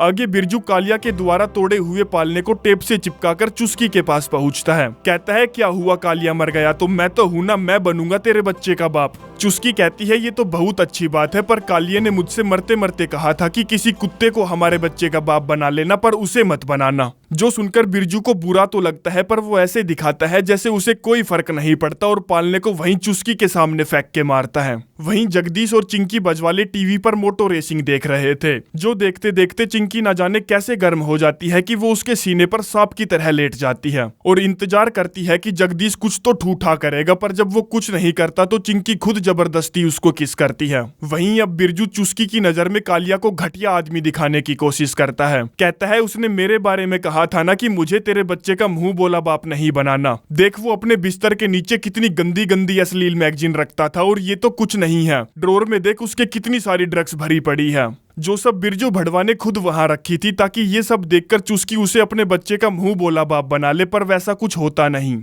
उधर चिंकी बीमारी से मिलती है और बताती है मैंने और जगदीश भगत ने किस की। वो पूछती है क्या तूने ये बूढ़ी घोड़ी को बताया? चिंकी कहती है भला मैं बूढ़ी घोड़ी को क्यों बताऊंगी ये बात? वो कहती है हाँ तू भी सही कह रही है, क्यों बताएगी उसको जब तुम दोनों क्लोज हो, तो उसे बताने की कोई जरूरत नहीं है। जो बोलकर वो वहां से चली जाती है कि कहीं उसके मुंह से सच ना निकल जाए। वहीं समुद्र किनारे बिरजू कालिये के सारे सामान को आग के हवाले कर देता है, यहाँ तक कि उसके कपड़ों को भी जो उसने पहन रखे थे। कहता है साले अब तेरा कोई अस्तित्व नहीं बचा, तू एग्जिस्ट ही नहीं करता गंदे आदमी। इतने में उसकी नजर कालिये बिरजू के ताबूत पर पड़ती है, जो आधे समुद्र का चक्कर काट के वापस किनारे पर आ गया था। कहता है साले आ गया ना रेंगते रेंगते अपने घुटनों के बल वापस, और रोते रोते कहता है काश कमीने तूने अपने बच्चे को मेरे हाथों पलने की मंजूरी दी होती, मुझे लग रहा था कि कमीने हम दोस्त बन चुके हैं। इतने में वहां चुस्की आती है, कहती है भाई जाने दे अब उसे, जिसके बाद वो दोनों मिलकर उसके शरीर को वहीं मिट्टी में दफना देते हैं। अगले दिन जब बिरजू घर के अंदर टेनिस खेल रहा था तभी वहां लाइलाज बीमारी आती है। कहती है मेरी जान तुझे आज मेरे लिए कुछ करना पड़ेगा। वो कहता है हाँ हाँ बताना यार, मैं कुछ भी करने को तैयार हूँ। बीमारी कहती है तुझे मेरे लिए मुट्ठी मारनी पड़ेगी, मैं मेडिकल स्टोर गई थी वहां से तेरे लिए फर्टिलिटी टेस्ट किट लेने,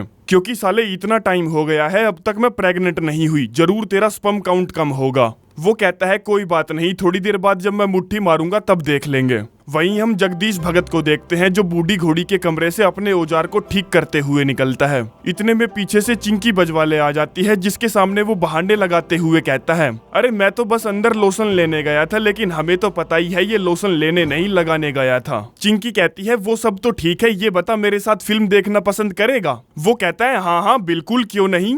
चिंकी कहती है ठीक है एक प्रीव्यू तो ले ले कि फिल्म में क्या देखने को मिलेगा। उधर लाइलाज बीमारी बिरजू से कहती है तूने टेस्ट किया या नहीं? वो कहता है अरे यार घोड़ा खड़ा होगा तभी तो करूंगा, जिसको खड़ा करने के लिए वो नंगी पुंगी मैगजीन देख रहा था। बीमारी कहती है अबे यार तू ये क्या कबाड़ा देख रहा है, मेरे पास एक से एक गदर पटाखा लड़कियों की फोटो है जो बहुत ज्यादा पढ़ी लिखी है, अनछुई है, अनदेखी है। बिरजू कहता है ला ला ला जल्दी देखता हूँ क्या माल है तेरे पास, जिसमें बीमारी उसे दिखाती है उसके द्वारा ड्रॉ की हुई पेंटिंग। कहती है ये पढ़ी लिखी गूगल की सीईओ है, जरा ध्यान से देख कैसे उसने अपने आप को मेंटेन कर रखा है। फिर वो उसे दिखाती है एक सेक्सी जज जिसका अंग अंग लश्कारे मार रहा था, जिसके बाद दिखाती है अमेरिका की फीमेल राष्ट्रपति, उसके पीछे ये जो औरत खड़ी है ना वो लेस्बियन है। बिरजू कहता है ठीक है देखता हूँ मेरा शेर दहाड़ मार रहा है कि नहीं। वो कहती है नहीं यहाँ नहीं, मैंने उस काम के लिए एक मस्त जगह बनाई है जिसका नाम मैंने परफॉर्मेंस जोन रखा है। जिस मुठखाने को उसने बहुत अच्छे से सजा रखा था, चारों तरफ बड़ी बड़ी पेंटिंग्स लगा रखी थी, बैठकर और लेटकर मुट्ठी मारने की अलग अलग कुर्सियां लगा रखी थी। वहीं जगदीश भगत चिंकी बजवाले के भी मजे ले रहा था और बूढ़ी घोड़ी के भी मजे ले रहा था, इसीलिए उसकी फटी पड़ी थी जिसमें वो निश्चय करता है कि वो बूढ़ी घोड़ी से ब्रेकअप करेगा, परंतु वो साली पहले से ही गर्म पड़ी थी जो उसकी एक नहीं सुनती और उससे लिपट पड़ती है, जिससे होता तो कुछ नहीं, बस जगदीश भगत का सांप फनाने लगता है और वो बूढ़ी घोड़ी को पेल देता है। जो करने के बाद वो रूम से बाहर निकलता है और फैसला करता है कि इससे तो ब्रेकअप नहीं हो सकता, चल चिंकी बजवाले से ही कर लेता हूँ। लेकिन वो साली भी पहले से ही गर्म हुई पड़ी थी, जिसमें जगदीश भगत उसे भी पेल देता है। वहीं दूसरी तरफ बिरजू ने जैसे तैसे करके मुट्ठी मार ली थी, जिसका टेस्ट रिजल्ट नेगेटिव आया था। मतलब कि साले का स्पर्म कमजोर था, जिस पर उसे विश्वास नहीं हो रहा था। इसीलिए वो 3 टेस्ट और करता है और वो सभी भी नेगेटिव ही आते हैं। बिरजू कहता है शायद ये किट एक्सपायर हो गई है, जिसमें जब वो डब्बे को देखता है तो पीछे मेड इन चाइना लिखा हुआ था। कहता है लो कर लो बात, अब चाइना वाले हमें बताएंगे कि हम में क्या कमी है। बीमारी कहती है ठीक है, मान लिया चाइना वाले कोई भी काम ढंग से नहीं करते, पर ये टेस्ट रिजल्ट हर बार नेगेटिव ही क्यों आ रहा है, गलती से पॉजिटिव क्यों नहीं आ रहा। वो कहता है अगर तुझे मुझ पर विश्वास नहीं है ना, तो मैं जगदीश भगत को बोलूंगा ये किट यूज करने को, फिर देखेंगे कि पॉजिटिव आएगा या नेगेटिव। बीमारी कहती है अरे मेरी जान, क्या बुद्धि पाई है तूने, लोमड़ी है रे तू तो लोमड़ी। उधर जगदीश भगत जब पूल के किनारे पड़ा अपनी थकान उतार रहा था, तभी वहां बिरजू पहुंचता है। कहता है भाई मुझे तुझसे एक एहसान चाहिए, क्या तू इस डबिया में अपना माल झाड़ सकता है। वो कहता है हाँ बिल्कुल क्यों नहीं, मेरे पास बहुत सारा है, मेरे पास बाल्टी भर भर के है, पर मैं वो तुझे अभी नहीं दे सकता क्योंकि मेरी बाल्टी खाली पड़ी है। बिरजू पूछता है क्या तू ये नहीं जानना चाहता मैं क्या करूंगा तेरे स्पर्म का।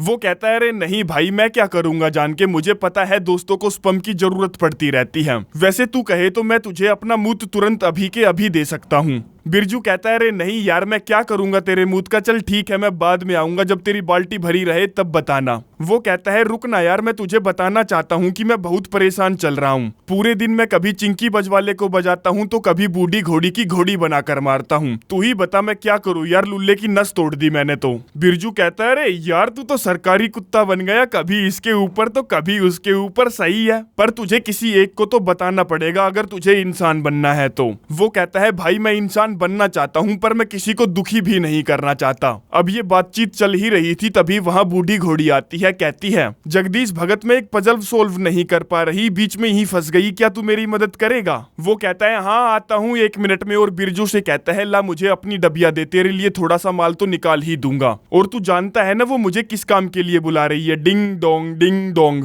रात के समय बिरजू मुट्ठी मार कमरे में जाता है जहाँ उसे जगदीश भगत के स्पर्म वाली डबिया मिलती है, जिसको वो किट पर डालता है तो रिजल्ट पॉजिटिव आता है, जो देखकर वो सन्न रह जाता है। तभी वहाँ बीमारी आती है, पूछती है क्या जगदीश भगत ने अपना स्पर्म दिया, जिसको वो झूठ बोलते हुए कह देता है नहीं अभी तक तो नहीं। अगले दिन बिरजू अपने प्लास्टिक के पूल में बहुत सारी कोल्ड ड्रिंक भरकर उसके अंदर मिंटोस डालता है ताकि उसके झाग से बिरजू के आंडों को सुकून मिले और उसका स्पर्म काउंट बढ़ जाए। पर इस तरह से टट्टों में अगर स्पर्म काउंट बढ़ता तो आज मेरे एक दोस्त को भी प्यारा सा बच्चा होता। उधर जगदीश भगत भी धूप में अपने टट्टों को सेक रहा था क्योंकि वो कई दिनों से उनसे खींचकर काम जो ले रहा था। तभी वहाँ चुस्की आती है जिससे वो पूछता है बता मैं तेरे लिए क्या कर सकता हूँ। वो कहती है मरने से पहले कालिया बिरजू ने मुझसे कहा था कि तू जगदीश भगत को ही अपने बच्चे का बाप बनाना, जिस बात पर जगदीश भगत को रत्ती भर भी विश्वास नहीं होता। वो कहती है ये बिल्कुल सत्य है, उसने मुझसे कहा था कि जगदीश भगत जितना शरीफ और ईमानदार आदमी कोई नहीं है, सिर्फ वही अकेला है जो तेरे बच्चे को बड़ा करने में तेरी मदद कर सकता है।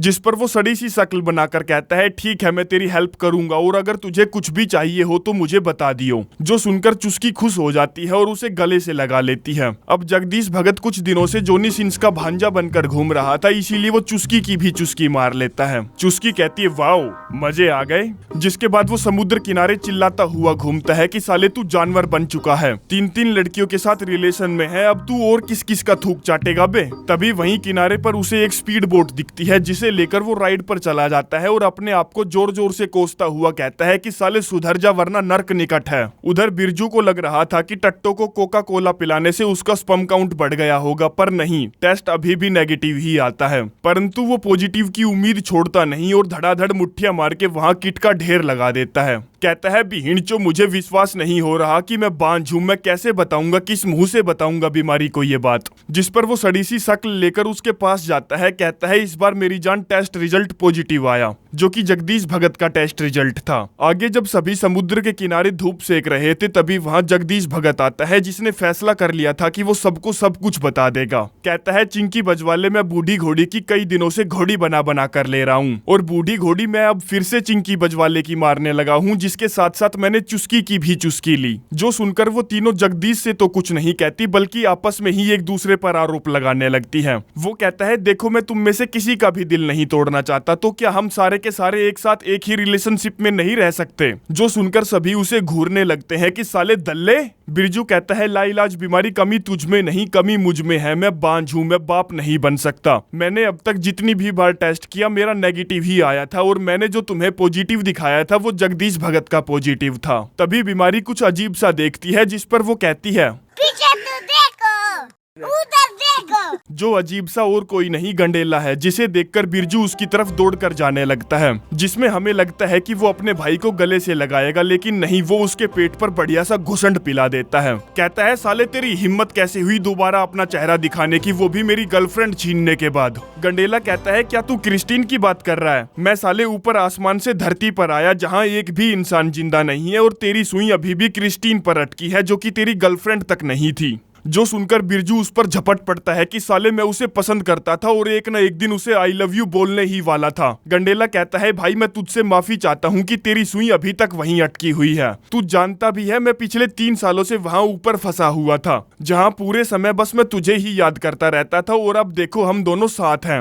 हमें ऐसे लड़ना नहीं चाहिए, हमें तो खुशी मनानी चाहिए क्योंकि ये किसी चमत्कार से कम नहीं है। जो सुनकर बिरजू रोने लगता है और इस बार वो अपने भाई को प्यार से गले लगाता है और सभी से अपने भाई को इंट्रोड्यूस कराता है जिनकी भी आंखों में पानी उतर आया था। आगे रात के समय जब सभी डिनर टेबल पर थे तब गंडेला उन्हें बताता है कि वो अपने भाई बिरजू को ढूंढता हुआ लापतागंज गया था, जहां उसे एक जले हुए घर में मेलबू जाने का नोट मिला था। बीमारी कहती है वो नोट चिंकी बजवाले ने वहां छोड़ा था, जिसको गंडेला दिल से धन्यवाद बोलता है। अब दोनों भाई एक दूसरे से काफी समय बाद मिले थे तो गंडेला बिरजू की टांग खींचने लगता है, जैसे कि वो पहले भी खींचा करता था, जिसमें सभी को बहुत मजा आता है। अगले दिन गंडेला सभी को स्पेस के किस्से सुनाने लगता है जो सुनने में उन सबको भर भर के मजे आ रहे थे। तभी बीच में बिरजू आ जाता है तो वो बिरजू की फिरकी लेने लगता है और भाई ऐसा ही तो करते हैं। गंडेला कहता है देख भाई मजाक की बात अलग है पर सच बताऊं तो मुझे तुझे देखकर बहुत ज्यादा खुशी हुई, चल आजा गले लग जा। अगले सीन में बेवड़ी यानी कि बूढ़ी घोड़ी एक शराब के बैरल को कहीं ले जा रही थी। तभी उसकी नजर चिंकी बजवाले पर पड़ती है, जिससे वो कहती है मैं तुझसे माफी मांगना चाहती हूँ यार, धप्पो के मरने के बाद से मैं अकेली हो गई थी, इसीलिए मुझे जगदीश भगत का सहारा लेना पड़ा। वो कहती है जगदीश भगत टेडी बियर जैसा है और टेडी बियर कभी किसी एक का नहीं होता। आगे रात के समय गंडेला जलते हुए तीर से लकड़ियों में आग लगाता है, जो देखकर सभी उसकी वाहवाही करने लगते हैं और बिरजू कहता है साले तेरी बस किस्मत अच्छी थी। अब वहाँ पर गिटार भी रखा था जो बूढ़ी घोड़ी अपने साथ लाई थी, जिसे देखकर चुस्की गंडेला से कहती है क्या तू गिटार बजाना जानता है?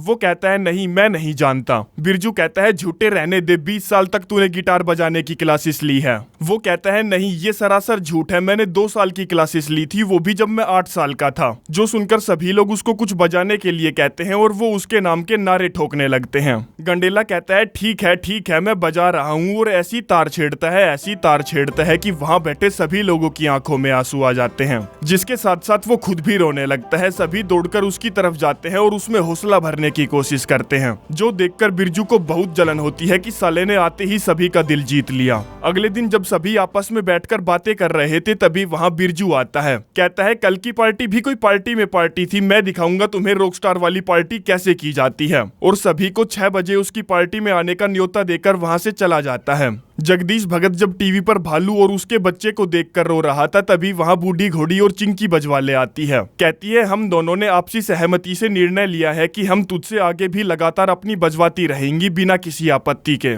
जगदीश कहता है हा हो गया तुम्हारा मजाक, ले ली मेरी फिरकी। चिंकी कहती है हम तेरी फिरकी नहीं ले रही, हम दोनों सच में तुझे अपनी भर भर के देना चाहती हैं। जो सुनकर जगदीश भगत को बहुत खुशी मिलती है और वो उन दोनों को गले से लगा लेता है कि 1 से भले 2, 2 से भले 3। वहीं अब तक 6 बज चुके थे और कोई भी अब तक बिरजू की पार्टी में नहीं आया था, जिसमें जब वो आते हैं तो बिरजू उनसे कहता है सालों मैं पिछले 3 घंटों से तुम्हारा इंतजार कर रहा हूँ, जिस पर कोई भी उसे सॉरी नहीं बोलता, कोई भी उससे माफी नहीं मांगता। जिसके बाद वो गाना गाने लगता है, लेकिन कोई भी उसका गाना नहीं सुन रहा था, सिर्फ बीमारी को छोड़कर, क्योंकि वो उसकी धर्म पत्नी जो थी। गंडेला उसका गाना सुनकर अलग ही तरीके से झूम रहा था, जो देखकर सभी जोर जोर से हंस रहे थे। तो बिरजू को जलन होती है, कहता है साले रुक जा, बकवास मत कर, ये मेरा टाइम है, कल तेरा टाइम था। वो कहता है क्या हुआ भाई, मैं बस मजे ही तो कर रहा हूँ। बिरजू कहता है हाँ मान लिया कि तू मुझसे ज्यादा कूल है, मुझसे ज्यादा स्मार्ट है, मुझसे ज्यादा फनी है, तेरे पास अच्छी नौकरी थी, पर फिर भी तू परफेक्ट नहीं है, समझाना। गलतियां तुझसे भी हुई थी, गलतियां तूने भी की है। जैसे कि जब हमारी मम्मी मर रही थी तब मैं उनके साथ था और तू कहीं घूमने गया हुआ था। जो सुनकर गंडेला सैड हो जाता है और वहां से चला जाता है, जिसके साथ साथ एक एक करके वो सभी भी वहां से चले जाते हैं। आगे बेडरूम में बीमारी उसको समझाते हुए कहती है साले तू कुछ भी बोल देता है, तुझे अपने भाई से माफी मांगनी चाहिए। वो कहता है क्या मैं अकेला हूँ जिसे माफी मांगनी चाहिए, वो भी तो मांग सकता है ना। बीमारी कहती है क्या तुझे दिखता नहीं कि तुम दोनों ही इस धरती पर ऐसे हो जो सही मायने में परिवार है। बिरजू कहता है हाँ तू बिल्कुल सही कह रही है, वो मेरा छोटा भाई है, मेरा परिवार है, कल सुबह उठते ही मैं उससे माफी मांग लूंगा। आगे वो सुबह उठता है और ब्रश करने जाता है, जहाँ शीशे में जब वो अपना चेहरा देखता है तो कहता है साले गंडेला अब तू नहीं बचेगा, और उसकी खाट खड़ी करने जाता है। जिसमें जब एक एक करके सभी उसका चेहरा देखते हैं तो उनके चेहरे का रंग उड़ जाता है, क्योंकि गंडेला ने उसके आधे बाल उड़ा दिए थे, एक तरफ हिंदुस्तान कर दिया था और दूसरी तरफ पाकिस्तान कर दिया था। इतने में वहाँ लाइलाज बीमारी आती है, कहती है सडेले तूने ये किस तरह के बाल काटे हैं। वो कहता है ये मैंने नहीं काटे, ये हेयर स्टाइल मुझे गंडेला ने दिया है। बीमारी कहती है यार तू इसके आधे बाल काटना तो भूल ही गया। वो कहता है नहीं नहीं नहीं, मैं काटना नहीं भूला, मैंने काटे ही ऐसे हैं। बिरजू कहता है तुझे क्या लगता है मुझे ये स्टाइल बुरा लगा? नहीं, मुझे ये हेयर स्टाइल अच्छा लगा, अब से मैं ऐसे ही रहूंगा, और गुस्से में वहां से चला जाता है। जिसमें जब वो शीशे के सामने अपने बचे हुए बालों से आधे चांद को ढकने की कोशिश कर रहा था, तब हम देखते हैं कि गंडेला ने सिर्फ उसके सर के बाल ही नहीं उसके एक तरफ के सारे बाल उड़ा दिए थे। बीमारी कहती है अगर तुझे ये सब इतना ही गंदा लग रहा है तो इन बालों को भी क्यों नहीं काट लेता। वो कहता है हाँ इनको काट के मैं गंडेला को दिखा दूं कि वो जीत गया, नहीं मैं ऐसे ही रहूंगा अब। आगे रात में अपने आधे बालों का बदला लेने के लिए वो गंडेला के बिस्तर में एलर्जी वाले पत्ते डाल देता है। तभी उसकी नजर वहां पर रखे एक गिफ्ट बॉक्स पर पड़ती है, जिसको वो बड़ी ही सावधानी के साथ खोलने का फैसला करता है, जिसमें उसे मिलती है ऊपर तक लबालब भरी हुई $100 की गड्डियां। कहता है ये साला रद्दी पेपर गिफ्ट कर रहा है, क्या जरूरत है पैसों की इस जमाने में। और जैसे ही गड्डी उठाता है उसमें से एक परमानेंट इंक निकलती है जो उसके मुंह पर लगती है, जिस पर वो तुरंत दौड़ता हुआ आईने के सामने जाता है और उसको हटाने की कोशिश करता है, लेकिन जब वो नहीं हटती तो उसकी नजर वहां पड़े बीमारी के मेकअप पर पड़ती है। आगे सुबह हो जाती है, जहां सुबह सुबह बीमारी सभी को पका रही थी। तभी वहां बिरजू आता है, जिसके थोपड़े का रंग देखकर सबके थोपड़े का रंग उड़ जाता है।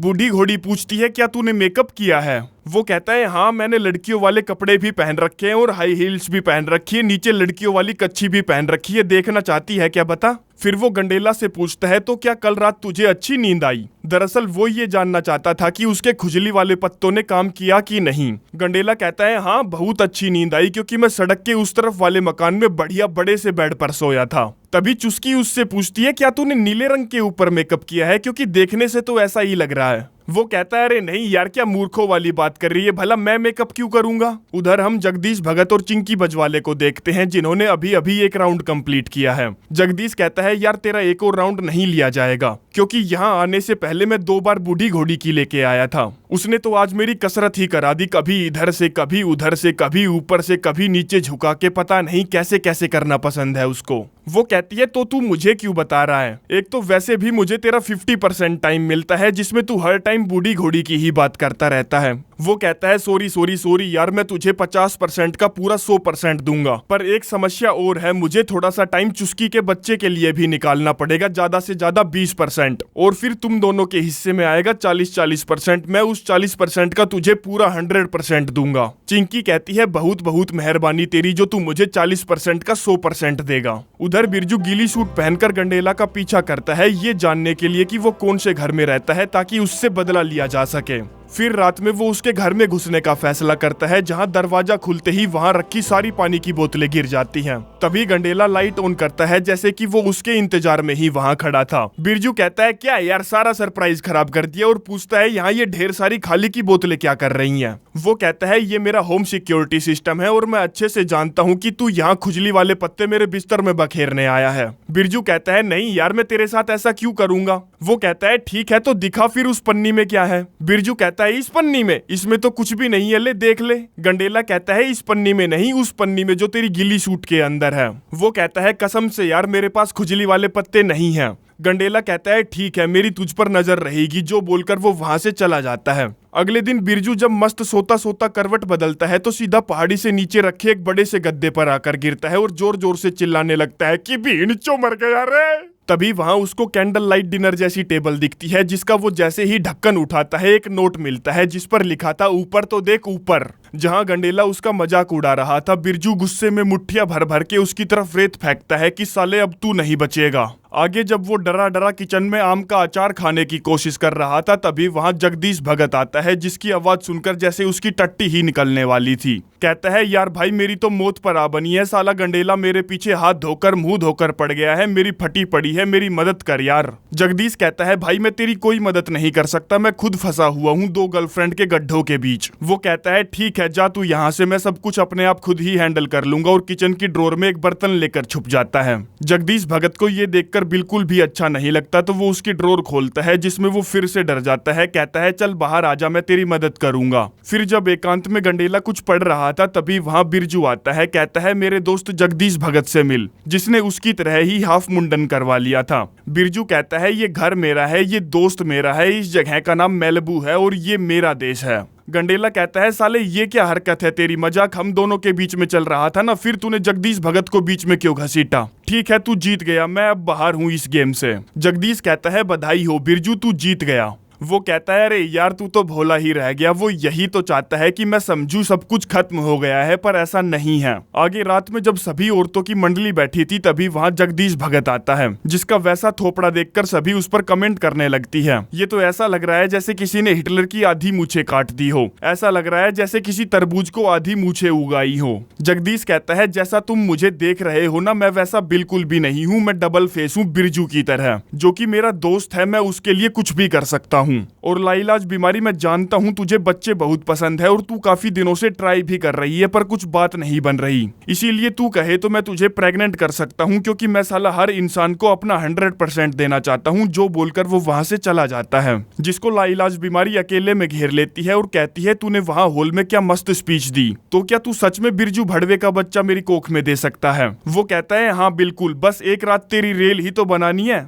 समझो हो गया। अगले दिन सुबह सुबह बीमारी जब कुछ ड्रॉ कर रही थी, तभी वहां बिरजू आता है, जिसको वो अपनी कलाकारी दिखाती है, जिसमें एक पक्षी उन दोनों को बच्चे का तोहफा देकर जा रहा है। बिरजू कहता है वो सब तो ठीक है, पर ये बच्चा मुझे जगदीश भगत जैसा क्यों दिख रहा है। वो कहती है देख हमने बच्चे करने के लिए अथक प्रयास किए, पर हमें बच्चा नहीं हुआ, इसीलिए कल रात मैंने जगदीश भगत से बात की, जो मुझे प्रेग्नेंट करने के लिए खुशी खुशी मान गया। बिरजू कहता है अरे बाप रे, ये तो बहुत खुशी की बात है। वो कहती है यार मैं तो डर ही गई थी, मुझे लग रहा था कि तू मुझ पर गुस्सा होगा ये जानकर कि मैं किसी और के साथ रात बिताऊंगी। बिरजू कहता है क्या क्या क्या क्या मतलब है तेरा, मुझे तो लग रहा था कि तू बस उसका स्पर्म लेगी।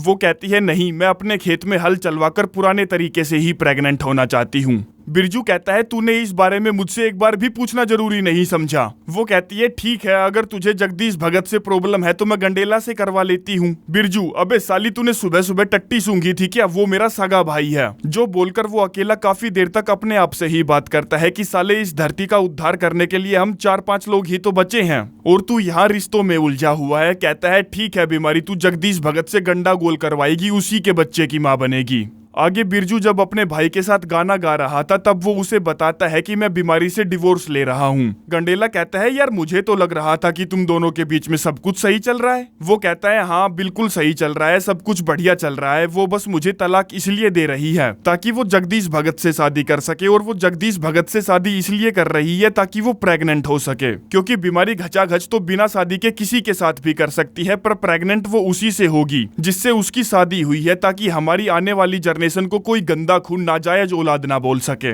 गंडेला कहता है मुझे उसकी सोच पसंद आई, पुरानी है पर कारगर है। आगे शादी का पूरा सेटअप तैयार किया जाता है, जहां बिरजू अपनी वाइफ की शादी में बेस्ट मैन बनता है, जिसमें सबसे पहले वो डिवोर्स के पेपर साइन करता है, जो लाइलाज बीमारी ने खुद अपने हाथ से बनाए थे। अब इससे पहले कि बिरजू तंत्र मंत्र बोलकर उन्हें हस्बैंड वाइफ घोषित करता, जगदीश भगत कहता है मुझे यकीन नहीं हो रहा कि मैं ये कर रहा हूँ, मुझे सचमुच बहुत ज्यादा खुशी है, बीमारी तेरे लिए और बिरजू तेरे लिए कुछ अच्छा करने की। मैं बिरजू को अपना भाई जैसा समझता हूँ और अपने भाई के लिए मैं कुछ भी करने को तैयार हूँ। तभी बिरजू अपने भाई की तरफ देखता है जिसका चेहरा उसे हल्का हल्का उतरा उतरा सा लग रहा था। तो वो कहता है, मैं माफी चाहता हूँ आप सभी लोगों से इस शादी को मेरे द्वारा खराब करने के लिए। जगदीश भगत, मैं तुझसे प्यार करता हूँ और तू सचमुच मेरा भाई जैसा है, पर मेरा भाई नहीं है। और गंडेला, तू सिर्फ मेरा भाई नहीं है, भाई से बढ़कर है। वो पूछता है, भड़वे कहना क्या चाहता है, साफ साफ बोलना। बिरजू कहता है, क्या तू बीमारी की कोख में अपना बीज बो सकता है, क्या तू उससे शादी करेगा? वो कहता है, हाँ मैं तो कब से घात लगाकर बैठा था कि तू मुझसे पूछे, क्योंकि ऊपर आसमान में तो मैं मुट्ठियां मार मार के ही मर गया था। मेरे लिए बहुत फक्र की बात होगी कि मैं बीमारी की मारूं। जगदीश भगत अपनी सड़ी सी शकल लेकर ऑडियंस में बैठ जाता है, कहता है, बिहीन का लिंड बेइज्जती करा दी। जिसके बाद बिरजू अपने भाई की और बीमारी की शादी करवा देता है। आगे रात में जब शादी का जश्न चल रहा था तब वहां जगदीश भगत बिना बुलाए बाराती की तरह जबरदस्ती नाच रहा था। तभी वहां बिरजू आता है, पूछता है, तू ठीक तो है ना भाई, क्योंकि मुझे तू गुस्से में लग रहा है जैसे कि तुझे यहाँ पनीर की सब्जी ना मिली हो। वो कहता है, नहीं मैं गुस्से में नहीं हूँ, बिल्कुल ठीक हूँ, मस्त हूँ, नाचने दे मुझे। उधर बीमारी गंडेला को अपनी कहानी बता रही थी कि वो बिरजू भड़वा को कैसे मिली, जिस बात पर वो दोनों खिलखिलाकर दबा दबा कर हंस रहे थे। जो देखकर बिरजू को अफसोस होता है कि भीड़ चोद, ये क्या गलती कर दी मैंने। अगली सुबह जब वो दोनों फिर से खिलखिलाकर हंस रहे थे, तभी वहां बिरजू आता है, कहता है, मैं तुम दोनों के लिए कपड़े लाया हूँ। जिनको वो दोनों खुशी से फैला कर देखते हैं तो उनमें नीचे छेद हुआ पड़ा था। कहता है, तुम दोनों को ये कपड़े पहनकर ही मजदूरी करनी पड़ेगी, क्योंकि बच्चे पैदा करना कोई मजे का काम नहीं है, वो जिम्मेदारी है। जिस जिम्मेदारी को तुम मजे में ना बदलो, इसीलिए मैं ये कपड़े लाया हूँ। जिसके साथ साथ मैं तुम दोनों को मजदूरी करते हुए भी देखूंगा। जो सुनकर उन दोनों के होश ही उड़ जाते हैं कि ये साला प्राणी तो नहीं है। आगे वो उन्हें मुट्ठी मार कमरे में ले जाता है जहाँ उसने बेड डाल दिया था। कहता है, इस बेड पर तुम लोग करोगे और मैं यहाँ बैठकर देखूंगा। वो दोनों अपना बाथरोब उतारते हैं और बिरजू अपनी सीट धारण करता है। गंडेला बेड पर बैठता है, बिरजू अपनी लाइट ऑन करता है। अब बीमारी तब तक गीली नहीं होती थी जब तक कोई उससे बिस्तर में खाने की बातें ना करे। इसीलिए वो गंडेला से पूछती है, उसने आज क्या खाया, क्या क्या खाने के सपने देखे, वगैरह वगैरह। जो बताते बताते गंडेला जैसे ही बीमारी के कंधे पर हाथ रखता है, बिरजू उसके हाथ को चिमटे से दूर हटा देता है कि साले छूना मना है। वहीं मुट्ठी मार रूम के बाहर बैठी पलटून उनकी ये हरकतें अच्छे से सुन और समझ रही थी। अगली सुबह जब सभी आपस में बातें कर रहे थे, तभी वहां जगदीश भगत आता है, जिसने अब पूरा मुंडन करा लिया था, क्योंकि वो बिरजू से उसकी हरकतों की वजह से गुस्सा जो था। बिरजू कहता है, तूने अपने बाल और मूंछें कटवा दी। वो कहता है, हाँ क्यों, मुझे तुझसे कोई परमिशन लेनी थी क्या? मैं इस देश का आजाद वासिंदा हूँ, मुझे किसी को कोई जवाब देने की जरूरत नहीं है, सिर्फ बूढ़ी घोड़ी और चिंकी बजवाले को छोड़कर, क्योंकि वो दोनों मेरी मुन्नी आइटम है जिनकी मैं दबा के लेता हूँ। बिरजू कहता है, मुझे तुझसे कुछ बात करनी है, चल स्पीड बोट की राइड पर चलते हैं। वो कहता है, मेरा मन नहीं है, अपने भाई गंडेला से क्यों नहीं पूछता, जो बोलकर वो चला जाता है। तभी वहाँ बीमारी आती है प्रेगनेंसी टेस्ट किट लेकर, जिसमें 2 लाइनें बनी थी, मतलब कि वो प्रेग्नेंट हो गई थी, जिससे सभी को बहुत खुशी मिलती है। वो एक दूसरे को गले से लगाने लगते हैं। बिरजू गंडेला से कहता है, भाई तूने कर दिखाया, तू बाप बन गया। वो कहता है, नहीं मैं बाप नहीं बना, क्योंकि कल रात हमारे बीच कुछ हुआ ही नहीं, और अगर हुआ भी होता तो इतनी जल्दी कोई प्रेग्नेंट कैसे हो सकता है। बिरजू पूछता है, तू कहना क्या चाहता है, क्या तूने अंदर नहीं डाला? वो कहता है, नहीं भाई मेरा खड़ा ही नहीं हुआ, बीमारी की कोख में जो बच्चा है वो तेरा है। अब ये बात तो सोने पर सुहागा थी, इसीलिए सबको उससे खुशी मिलती है, क्योंकि बीमारी भी प्रेग्नेंट हो गई थी और उसका धर्म भी भ्रष्ट नहीं हुआ था। वहीं बेवड़ी बूढ़ी घोड़ी जब वाइन को पाइप लगाकर पी रही थी, तभी वहां एक ड्रोन आता है, जिसे देखकर उसकी फटकर 464 हो जाती है, क्योंकि उनके घर में किसी के पास भी ड्रोन नहीं था। जिस बात को वो फटाफट जाकर सबको बताती है, पर कोई भी उसकी बात पर विश्वास नहीं करता, क्योंकि वो बेवड़ी सुबह के 10 बजे पीना शुरू करती थी और रात के 10 बजे तक पीती थी। फिर वो बाहर आती है और देखती है अब ड्रोन वहां नहीं है, जिससे उसको लगता है कि हाँ वो आजकल कुछ ज्यादा पीने लगी है। इधर जब जगदीश भगत गुस्से में खेल रहा था, तभी बिरजू वहां आता है, पूछता है, मेरे साथ बाहर घूमने चलेगा? वो कहता है, क्यों क्या हुआ, तेरा भाई गंडेला बिजी है क्या? बिरजू कहता है, अरे यार तू तो बस एक ही बात की रट लगा कर बैठ गया। जगदीश कहता है, जब से तेरा भाई आया है ना, तब से तेरे पास मेरे लिए टाइम ही नहीं है। वो कहता है, नहीं ऐसा बिल्कुल भी नहीं है, क्योंकि तू खुद कभी बूढ़ी घोड़ी का खड्डा खोदने में लगा रहता है, तो कभी चिंकी बजवाले का। जगदीश कहता है, ये सत्य नहीं है, क्योंकि जब से तेरा भाई आया है ना, मैं तेरा बैकअप प्लान बन गया हूँ, नंबर 2 बन गया हूँ। जिस बात का सबूत तो मैंने उस दिन बीमारी की शादी में ही देख लिया था, जानता है वो बात मेरे कहाँ लगी, यहाँ दिल पर लगी, जो बोलकर वो वहां से चला जाता है। वहीं गंडेला चुस्की को डेट पर ले जाता है, जहाँ वो दोनों एक दूसरे की तरफ अपना खिंचाव महसूस करते हैं। गंडेला कहता है मैं तुम्हें पहले ही बता दूं, मैं शादीशुदा हूं, पर मेरा जल्द ही तलाक होने वाला है क्योंकि उसका मेरे भाई के साथ चक्कर है। दरअसल वो बीमारी की बात कर रहा है। उधर आज बूढ़ी घोड़ी पानी पीने की कोशिश कर रही थी, जो वो काफी समय बाद पी रही थी, क्योंकि हर समय तो वो शैंपेन और वाइन ही पीती थी। कहती है यार ये पानी पीना कितना मुश्किल है, गले में लगता है यार मेरे तो। गंडेला गाय का दूध निकालना सीख रहा था, तभी उसको हल्की सी खांसी आती है, जिसको वो इग्नोर कर देता है। बिरजू कहता है भाई थैंक यू, जो तूने मेरे कहने पर लाइलाज बीमारी के साथ वो नीचे से फटे हुए कपड़े पहनकर सीख किया। वो कहता है अरे नहीं यार कोई बात नहीं, इतना तो चलता है। इतने में वहाँ जगदीश भगत भी दूध लेने आ जाता है। कहता है तुम लोग तो यहाँ पहले से ही लगे हुए हो, मेरे लिए तो कुछ बचा ही नहीं होगा। बिरजू कहता है हम तो निकालेंगे दूध, गाय क्या सिर्फ तेरी अकेले की है। तभी जगदीश भगत देखता है कि गंडेला के मुंह से खून निकल रहा है, जो बात जाकर वो सभी को बता देता है। बिरजू सफाई देते हुए कहता है अरे यार उसको सिर्फ जुकाम हुआ है या फिर एलर्जी। चिंकी कहती है बे ये कौन सा जुकाम है जिसके अंदर खून आता है, वो वायरस से इन्फेक्टेड है। बिरजू उनको बहुत समझाने की कोशिश करता है कि वो वायरस से इन्फेक्टेड नहीं है, पर कोई भी उसकी बात समझने को तैयार नहीं था। हम गंडेला को देखते हैं जो खांसता हुआ घूम रहा था, तभी वहाँ कोई प्रोटेक्शन सूट पहनकर आता है, जो कि था अपना बिरजू भड़वा, जिसे देखकर वो चौंक जाता है। बिरजू कहता है तू यहाँ बाहर क्यों घूम रहा है, चल अंदर चल। जहाँ सभी ने सूट पहन रखा था, गंडेला उनसे पूछता है क्या मैं वायरस से इन्फेक्टेड हूँ। जगदीश भगत कहता है हाँ शायद। बिरजू कहता है तुझे कुछ नहीं हुआ, बस हल्का सा तू बीमार क्या हुआ, इनकी फटके हाथ में आ गई, और जानता है इन लोगों ने तेरे लिए ये प्लास्टिक का बैलून बनाया है ताकि तू अकेला महसूस ना करे और ये तुझसे इन्फेक्टेड भी ना हो। गंडेला उसके अंदर चला जाता है, जहाँ अंदर से उसको बाहर की दुनिया थोड़ी अजीब सी लग रही थी। बिरजू कहता है तुझे कुछ भी अजीब नहीं लग रहा, बस हमारे सूट अजीब लग रहे हैं, ले मैं इसे उतार देता हूँ, जो करने से सभी उसको मना करते हैं। वो कहता है मेरे भाई को सिर्फ जुकाम हुआ है, चूतियों इतनी एक्टिंग मत करो। आगे सूट पहने पहने ही चुस्की गंडेला के साथ सेकंड डेट पर जाती है, तभी उसको फिर से खांसी आ जाती है। कहता है सॉरी यार मेरी बीमारी तुम लोगों को डरा रही है। चुस्की कहती है कोई बात नहीं, वैसे भी मैं बिरजू भड़वा की थ्योरी पर विश्वास करती हूँ कि तुझे सिर्फ जुकाम हुआ है, और अपना हेलमेट उतार देती है, जिसके बाद दोनों एक दूसरे को किस करते हैं, जो सब देखकर बाहर बैठे लोग उनके मजे ले रहे थे। तभी अचानक से वो सभी दौड़कर कहीं जाते हैं और देखते हैं कि उनकी गाय मर चुकी है। चिंकी बजवाले पूछती है क्या गंडेला इस गाय के पास आया था। जगदीश कहता है हाँ आज वो दूध निकालने आया था। चिंकी कहती है गंडेला को अभी के अभी आज के आज ही यहाँ से जाना पड़ेगा। बिरजू कहता है अरे यार तुम लोग कुछ भी आरोप लगा रहे हो, 6 घंटे के अंदर उस वायरस से गाय की किसी भी हाल में मौत नहीं हो सकती। चिंकी पूछती है तो तू ही बता दे गाय को क्या हुआ है। वो कहता है कुछ भी हो सकता है, जैसे कि वो बूढ़ी हो गई होगी, लेकिन कोई भी उसकी बात नहीं मानता क्योंकि वो जेन्युइन नहीं थी। और जब वो जबरदस्ती गंडेला को घर से बाहर निकाल रहे थे, तभी बिरजू उनको उससे दूर हटाते हुए कहता है अगर बहान के लिंडो मेरा भाई यहाँ से गया तो मैं भी साथ में जाऊंगा, समझे। चिंकी बजवाले कहती है जगदीश भगत पहले तो बिरजू भड़वा को उठा के यहाँ से बाहर फेंक। बिरजू कहता है जगदीश जो तूने एक भी कदम आगे बढ़ाया ना साले तेरी गींड पर गोली मारूंगा। और मेरा भाई वायरस से इन्फेक्टेड नहीं है क्योंकि उसके अंदर भी वही खून है जो मेरे अंदर है। अगर मैं वायरस से इम्यून हूँ तो वो भी वायरस से इम्यून है, उसे सिर्फ जुकाम हुआ है। समझ में नहीं आती क्या तुम्हें ये बात। जो सुनकर सभी उस घर को छोड़कर चले जाते हैं किसी दूसरे घर में रात बिताने के लिए। गंडेला कहता है अगर सभी लोग यही चाहते हैं कि मैं यहाँ से चला जाऊं तो इसमें हर्ज क्या है। वो कहता है नहीं साले तुझे सिर्फ जुकाम हुआ है, समझाना, चल अब मेरे बगल में चुपचाप सो जा। जिसमें वो दोनों भाई एक साथ गाना गाते गाते सो जाते हैं। अगली सुबह बिरजू की आंख खुलती है तो वो देखता है गंडेला टेंट में नहीं है, जिस पर वो दौड़ता हुआ उसके अंदर जाता है, जहाँ उसे एक नोट मिलता है जिस पर लिखा था मेरे भाई मैं नहीं चाहता था कि मुझे तुझको दोबारा गुड बाय कहना पड़े। जिस बात से बिरजू को बहुत दुख पहुंचता है और वो अपने भाई को ढूंढकर वापस लाने का निर्णय लेता है।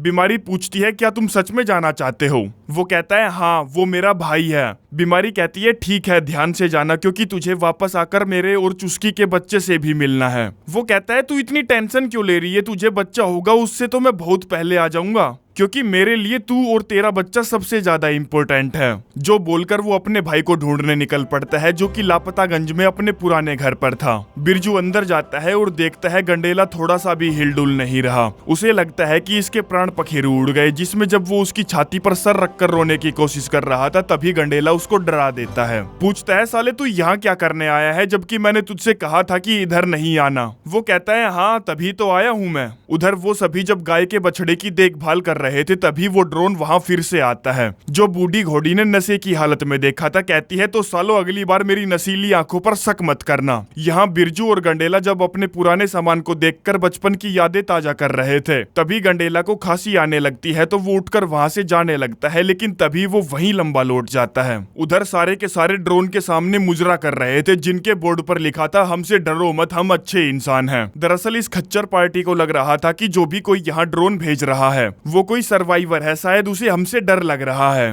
तभी ड्रोन के चीथड़े उड़ जाते हैं जो उड़ाए थे चिंकी बजवाले ने। कहती है सालो ऐसे लोलो पोचो करना बंद करो, क्योंकि अगर वो कोई सर्वाइवर होता तो डायरेक्ट आकर हमसे बोल देता कि तुम लोगों के जैसे मैं भी जिंदा हूँ, हम पर ऐसी निगरानी नहीं रखता। बिरजू भड़वा अपने भाई को उठाकर बिस्तर तक ले जाता है, जहाँ उसकी आंख खुलती है तो पूछता है मैं कितने समय से सो रहा हूँ। बिरजू कहता है साले 4 साल से, जो बोलकर वो हंसने लगता है, लेकिन तभी उसको भी खांसी आ जाती है। गंडेला पूछता है क्या तू ठीक है? बिरजू उसे अपने हाथ पर मुंह से निकला हुआ खून दिखाकर जोर जोर से रोने लगता है।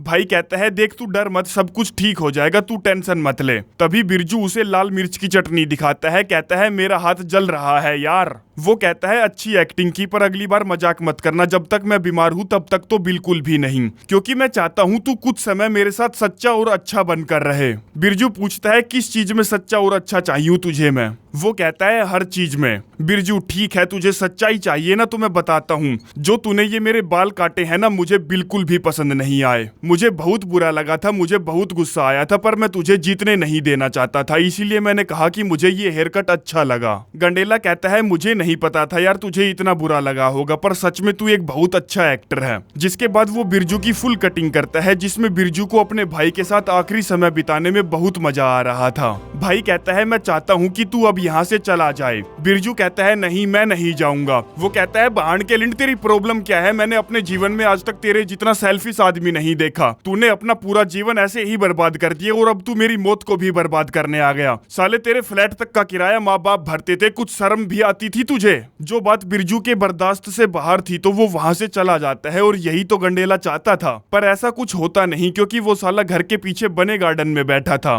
गंडेला उससे सॉरी बोलता है, कहता है मैं बस तुझे यहाँ से भेजने के लिए वो सब बोल रहा था। बिरजू कहता है रहने दे साले, बकवास मत कर, जो भी तूने बोला वो सब कुछ सच था। भाई कहता है नहीं तू बेकार नहीं है, तू रद्दी नहीं है, क्योंकि तूने सबको एक साथ मिलाया। सड़कों पर एडवर्टाइजमेंट बोर्ड पर तूने ही तो लोगों को जिंदा होने का सबूत दिया। बिरजू कहता है हो गया तो तेरा, चल अब अंदर चलते हैं। लेकिन तभी गंडेला की वहां पर दफनाए गए उसके माँ बाप पर नजर पड़ती है, जिन्हें देखकर उसकी आंखों में पानी उतर आता है कि काश मैं भी उनके आखिरी समय में उनके साथ होता। कहता है बिरजू देख मैं मर रहा हूँ और मेरी आखिरी इच्छा है कि तू अपने परिवार के पास वापस चला जाए। जो सुनकर बिरजू उसकी बात मान जाता है। इधर चिंकी बजवाले की इतनी फटी पड़ी थी कि वो अपने हाथ में बंदूक रखकर सो रही थी, जिसमें जब बीमारी गाय के बछड़े को लेकर वहां से जा रही थी तो वो उस पर बिना देखे ही गोली चला देती है, जिसकी आवाज सुनकर सभी वहां दौड़े चले आते हैं और बीमारी का वहीं खड़े खड़े ही मूत निकल जाता है। चिंकी उससे बिना देखे गोली चलाने के लिए माफी मांगती है। चुस्की कहती है अबे साली तू पागल हो गई है क्या?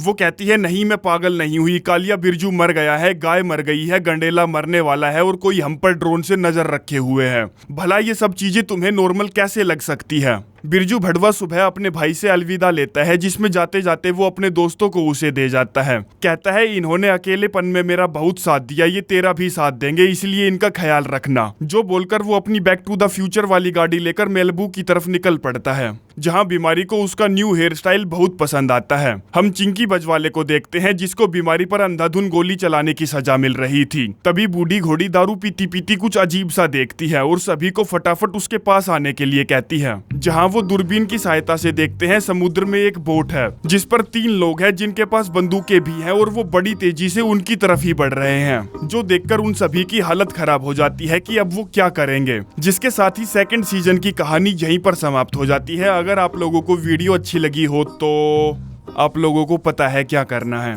धन्यवाद।